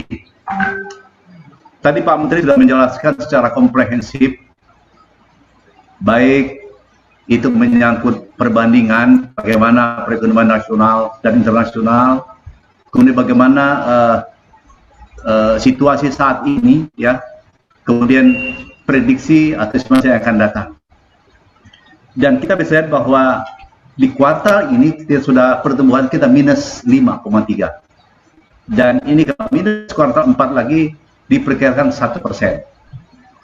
Dan oleh karena itu singkat saja Pak Menteri, apakah ada evaluasi kecil gitu terhadap roda perekonomian negara kita secara keseluruhan pada masa pandemi ini? Khususnya ini kalau tidak salah sudah dari Maret sampai saat ini sudah 2 kuartal gitu. Sehingga itu akan menjadi sebuah pedoman dalam estimasi kita untuk tahun ke depan. Sesuai berita hari ini bahwa WHO mengatakan bahwa pandemi ini akan berakhir perkiraan mau 2022 gitu. Nah, oleh karena itu apa yang Bapak sampaikan tadi mohon juga menjadi dasar evaluasi kecil ini. Ya. Oke. Baik Pak Martin adalah anggota DPD RI. Mohon Pak Dirjen lagi, Pak Dirjen Pak Yuri yang saya hormati. Tadi Pak Yuri mengatakan bahwa saya setuju bahwa hulunya pandemi ini adalah masyarakat, hilirnya rumah sakit. Dan yang paling utama adalah masyarakat. Dan Bapak mengatakan bahwa saat ini sesuai evaluasi bahwa awareness masyarakat sangat tinggi atau kesadaran sangat tinggi dalam rangka menghadapi pandemi ini. Tetapi perlu saya sampaikan bahwa hari ini, per hari ini, kita melihat bahwa tren kenaikan pandemi ini sudah hampir 4.000 Pak. 4.000 Pak. Nah oleh karena itu mohon Pak, mungkin Bapak ada pengalaman atau informasi untuk kita di mana sesungguhnya letak kelemahan ini atau kesalahan ini. Apakah itu di proses atau regulasi atau di kelembagaan. Terima kasih. Wassalamualaikum warahmatullahi wabarakatuh. Baik, terima kasih Pak Menteri. Mohon maaf sebelumnya karena ternyata Pak Menko mendadak harus meninggalkan panggung ini. Beliau ada keperluan yang tidak kalah penting dan mohon maaf sehingga pertanyaan kami alihkan kepada Dr. Ahmad Yuryanto dan juga nanti bisa dijawab oleh Profesor Renald. Ya. Silakan Pak Yuri. Ya, terima kasih. Jadi betul kami memiliki hasil survei ya pada beberapa saudara-saudara kita yang terkonfirmasi positif.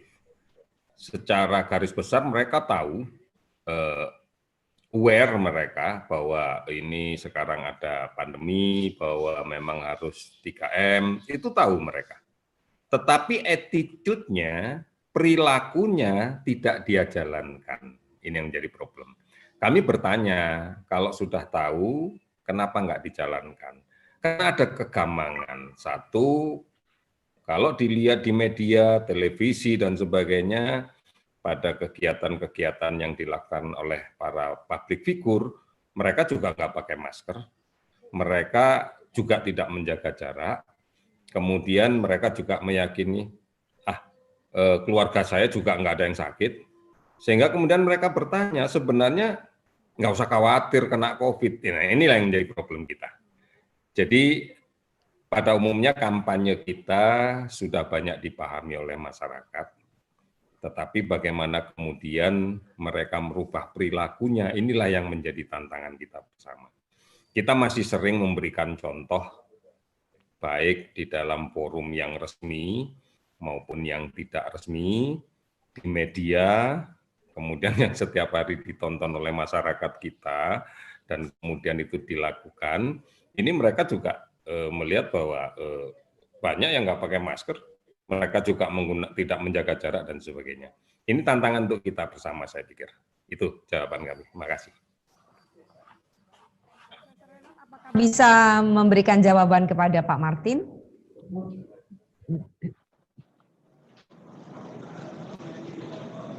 Prof. Renald.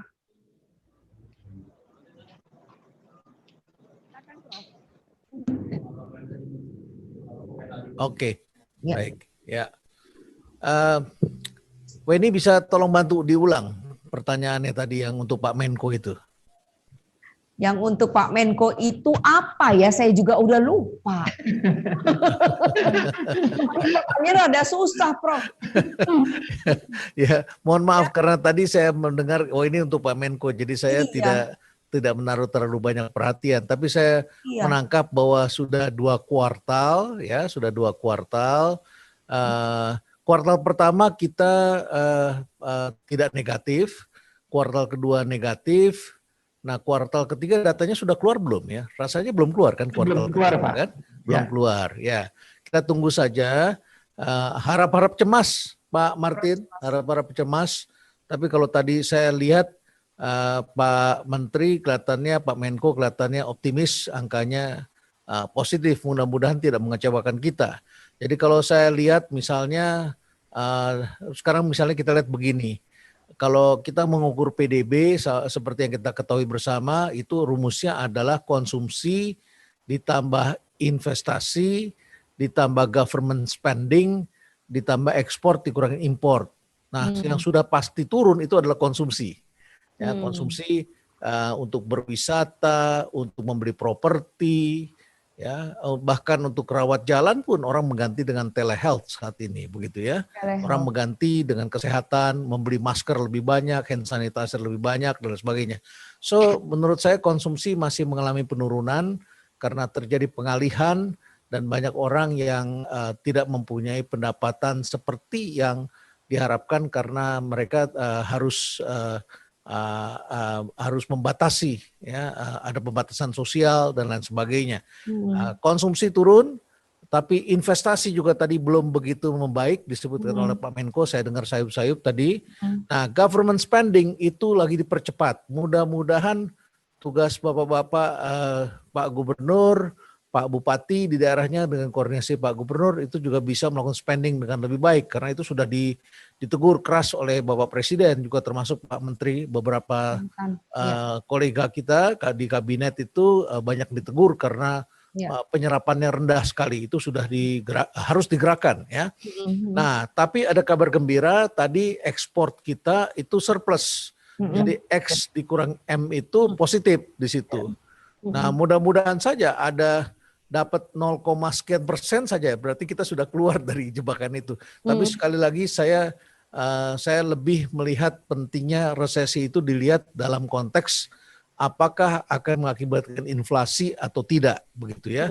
Apakah mengakibatkan pengangguran yang besar atau tidak. Mudah-mudahan kita bisa mengatasi pengangguran ini. Sementara bisa diatasi dengan bansos, dengan spending pemerintah tadi yang angka-angkanya disebutkan oleh Pak Menko, begitu. Saya tidak ingat persis angka-angkanya, ya. Tapi itu memang harus spending terus di situ pemerintah.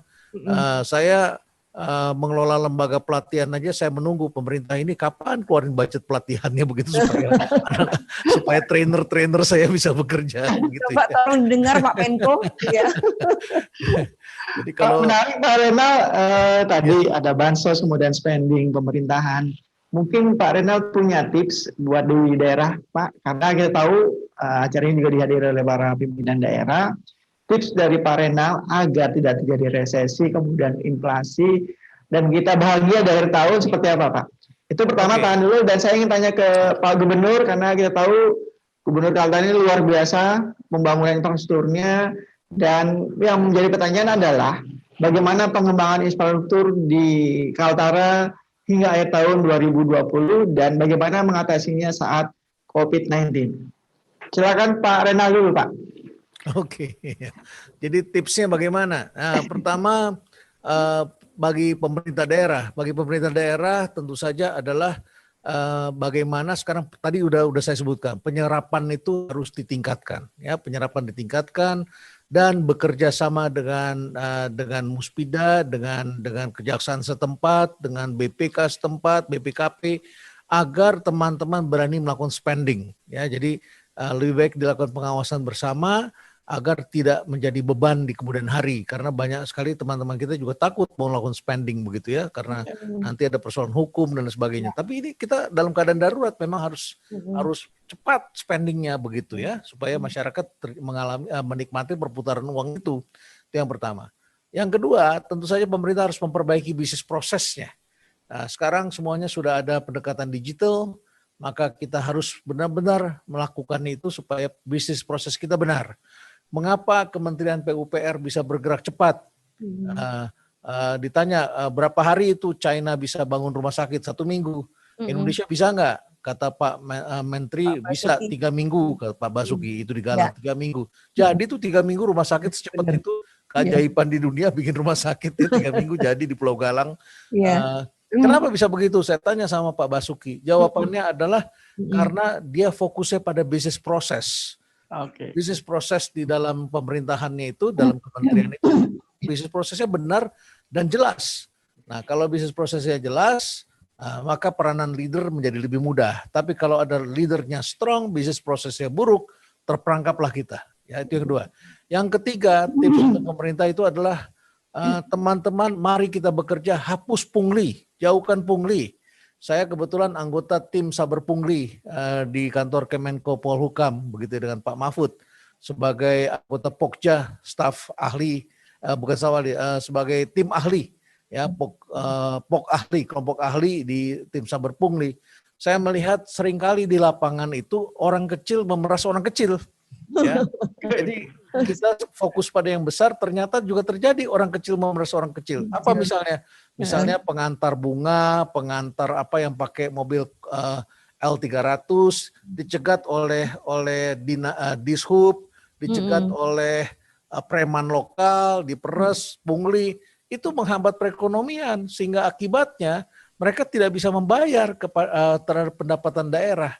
Pada saat ini Dispenda itu sedang kesulitan mendapatkan pajak-pajak daerah, restribusi daerah, karena restoran tidak banyak bisa buka, hanya orang bisa ngambil untuk diantar ke rumah, begitu ya, pendapatannya turun. Nah, kalau mereka dipungli terus, mereka tidak bisa nanti memberi kontribusi bagi pemerintah daerah untuk kemajuan rakyatnya. Jadi bebaskan itu pungli, perhatikan itu selain bisnis proses, ya.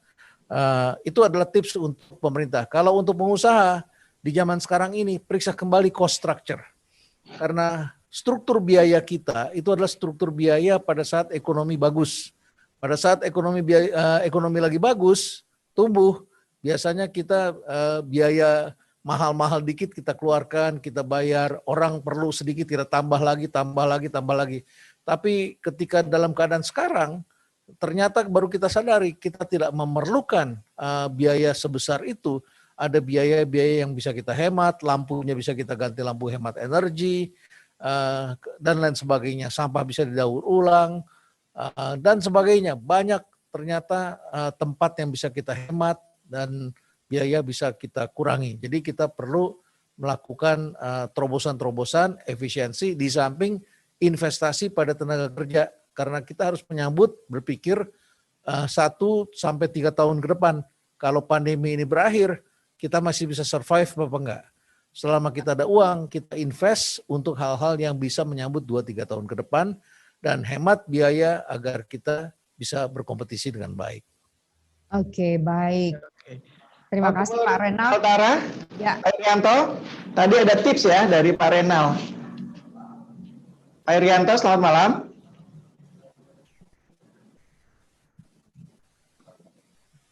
Apakah Pak Gubernur masih berada bersama kita? Masih? Masih ya, masih. Pak Irianto, selamat malam. Tadi ada disebutkan oleh Pak Renal Sali bahwa penyerapan anggaran harus ditingkatkan nih Pak. Yang pertama, kemudian memperbaiki bisnis proses, dan terakhir adalah hapuskan pungli. Ini luar biasa nih tipsnya dari Pak Renal. Kita mau dengar dari Pak Gubernur. Pak Irianto. Terima kasih Pak Renal Kasali yang saya hormati, saya banggakan ini. Salam Pak Saya Gub, terima kasih. banyak dapat ilmu dari beliau dan saya bersahabat baik. Terima kasih Pak Renal ilmunya. Jadi saya melakukan langkah-langkah memang tidak mudah. Satu, saya setuju dengan Pak Renal, pungli harus dihapus. Tapi bagaimana caranya? Nah, itu kan yang paling penting. Nah ini di tingkat bawah maka kita ada insentif memang kepada pegawai kita. Jadi kalau dia masih pungli juga ya kita tindak tegas. Kalau saya berhentikan. Ya, kalau terbukti itu saya berhentikan baik sebagai PNS maupun dalam jabatan. Nah yang kita lakukan di masa pandemi ini misalnya tadi disinggung soal Badan Pendapatan Daerah. Juga ada yang menyebut dinas. Saya membuat pergub membebaskan bayar pajak kendaraan bermotor bagi masyarakat terutama yang tidak mampu kayak tukang ojek misalnya. Terus masyarakat bawah karena dipaksakan pun mereka tidak bisa bayar untuk pajak kendaraan bermotor ini. Itu tentu mengurangi pendapatan daerah. Nah di dalam penyerapan anggaran kita sudah sejak awal bekerja sama dengan Kejaksaan Tinggi, itu rapat koordinasi intensif, juga dengan BPKP. Nah ini kita lakukan konsultasi juga audit, bahkan saat ini kita sedang diaudit oleh BPK RI untuk anggaran penggunaan untuk pandemi COVID ini, dan kita siap.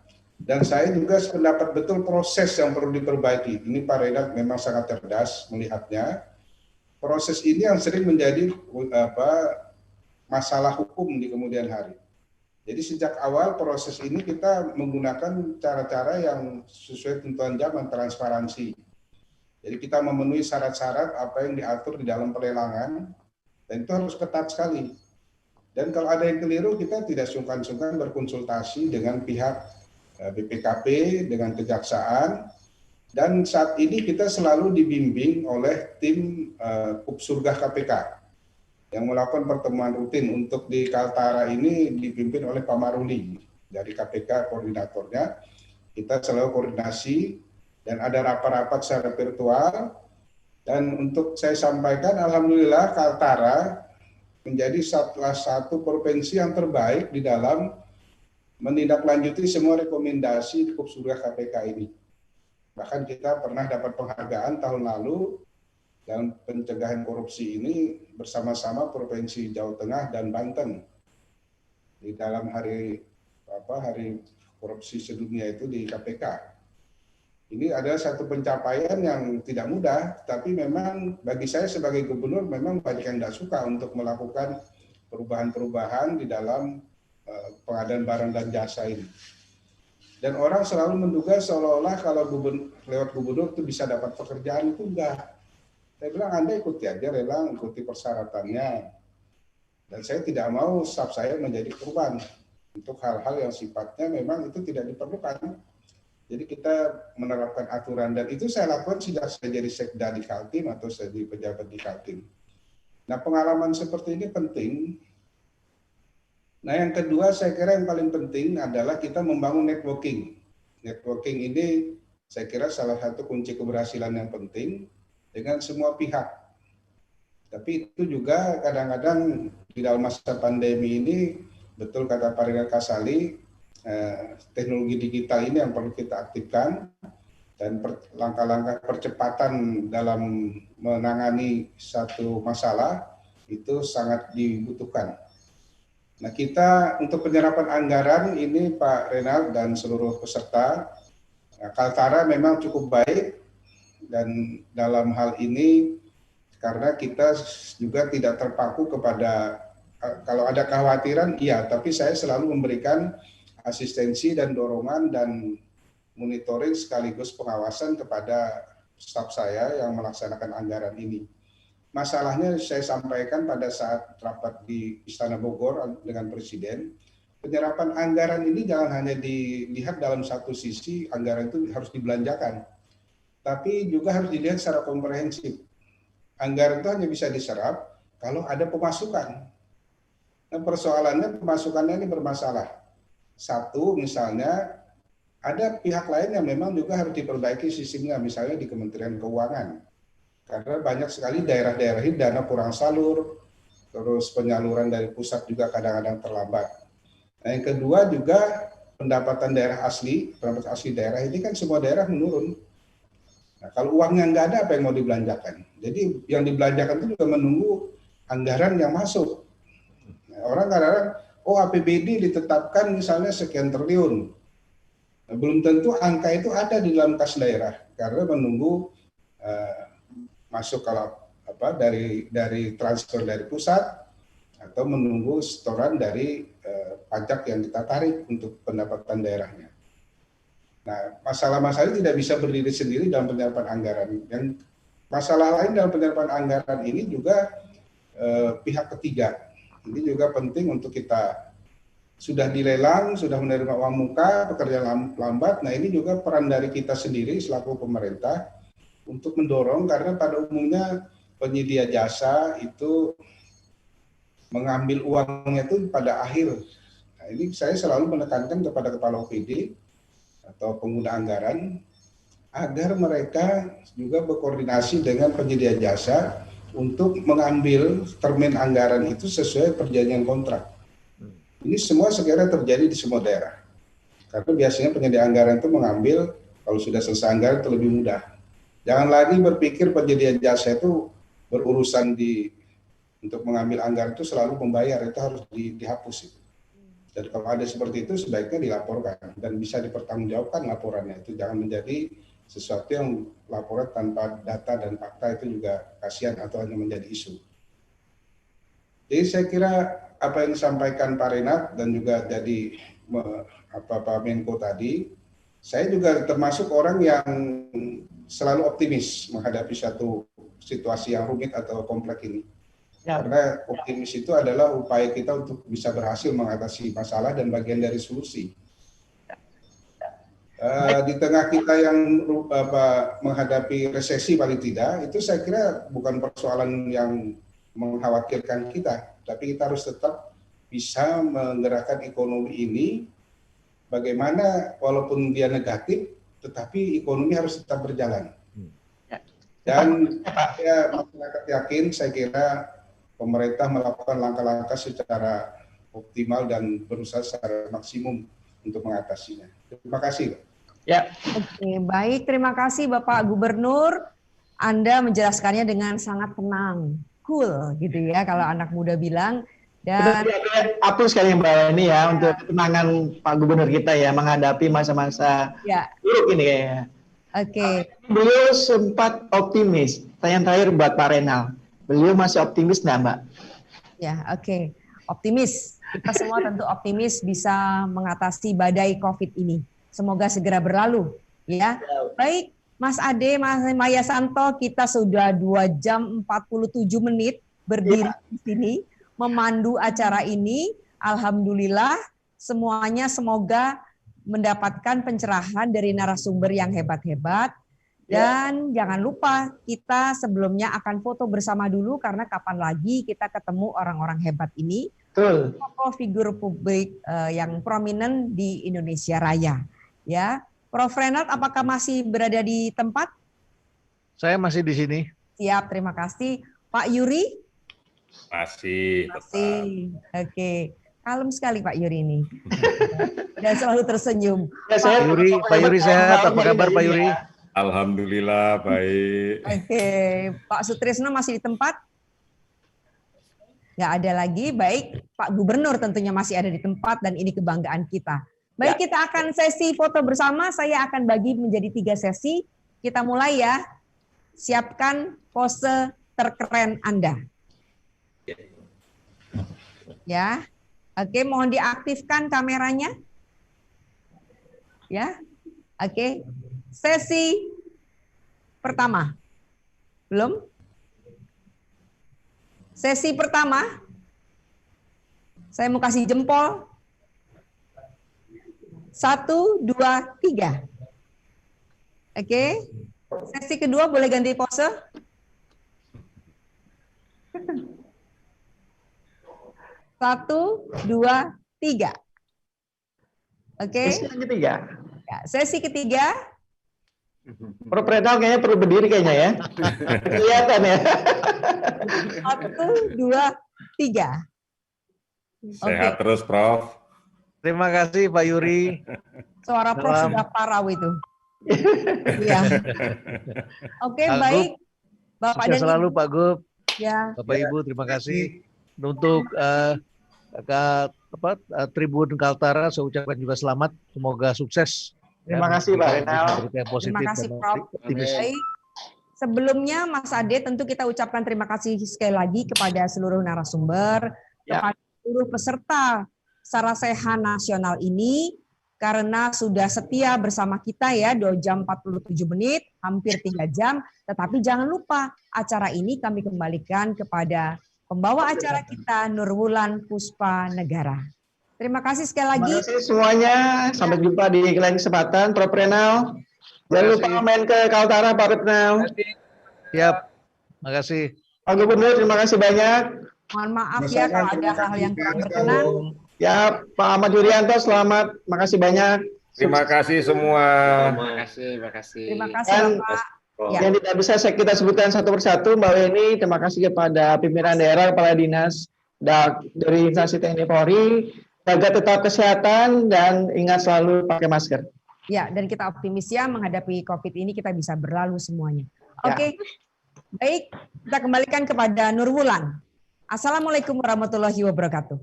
Waalaikumsalam warahmatullahi wabarakatuh. Waalaikumsalam warahmatullahi wabarakatuh. Ya, jadi itulah the future kita transformasi ke digital. Sekarang harus 90 tahun baru bisa jadi digital. Itu perlu 20 tahun.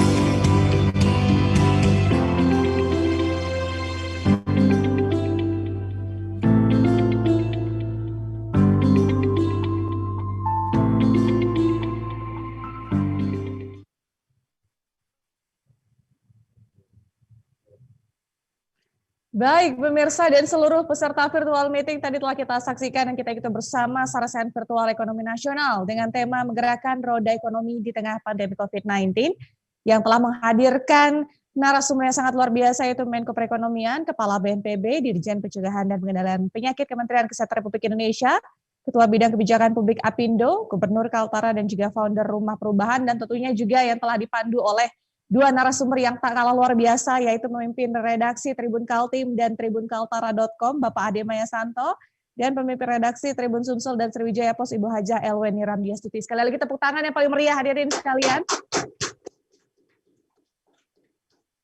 Dan tentunya juga kami ucapkan selamat atas telah diluncurkannya launching tribunkaltara.com sebagai portal ke-47 dari jaringan Tribun Network. Sarasehan tadi sudah kita dengarkan bersama, semoga menjadi penyemangat dan informasi untuk kita bahwa kita mampu melewati pandemi COVID-19 ini dan Indonesia tidak akan masuk ke dalam jurang resesi dan juga inflasi dan kita bisa bangkit menjadi Indonesia yang lebih maju. Dan tentunya juga terima kasih kami ucapkan kepada para sponsor, yaitu Telkomsel, Pertamina EP, SKK Migas, dan juga pemerintah Provinsi Kalimantan Utara. Sekali lagi tepuk tangan untuk kita semua.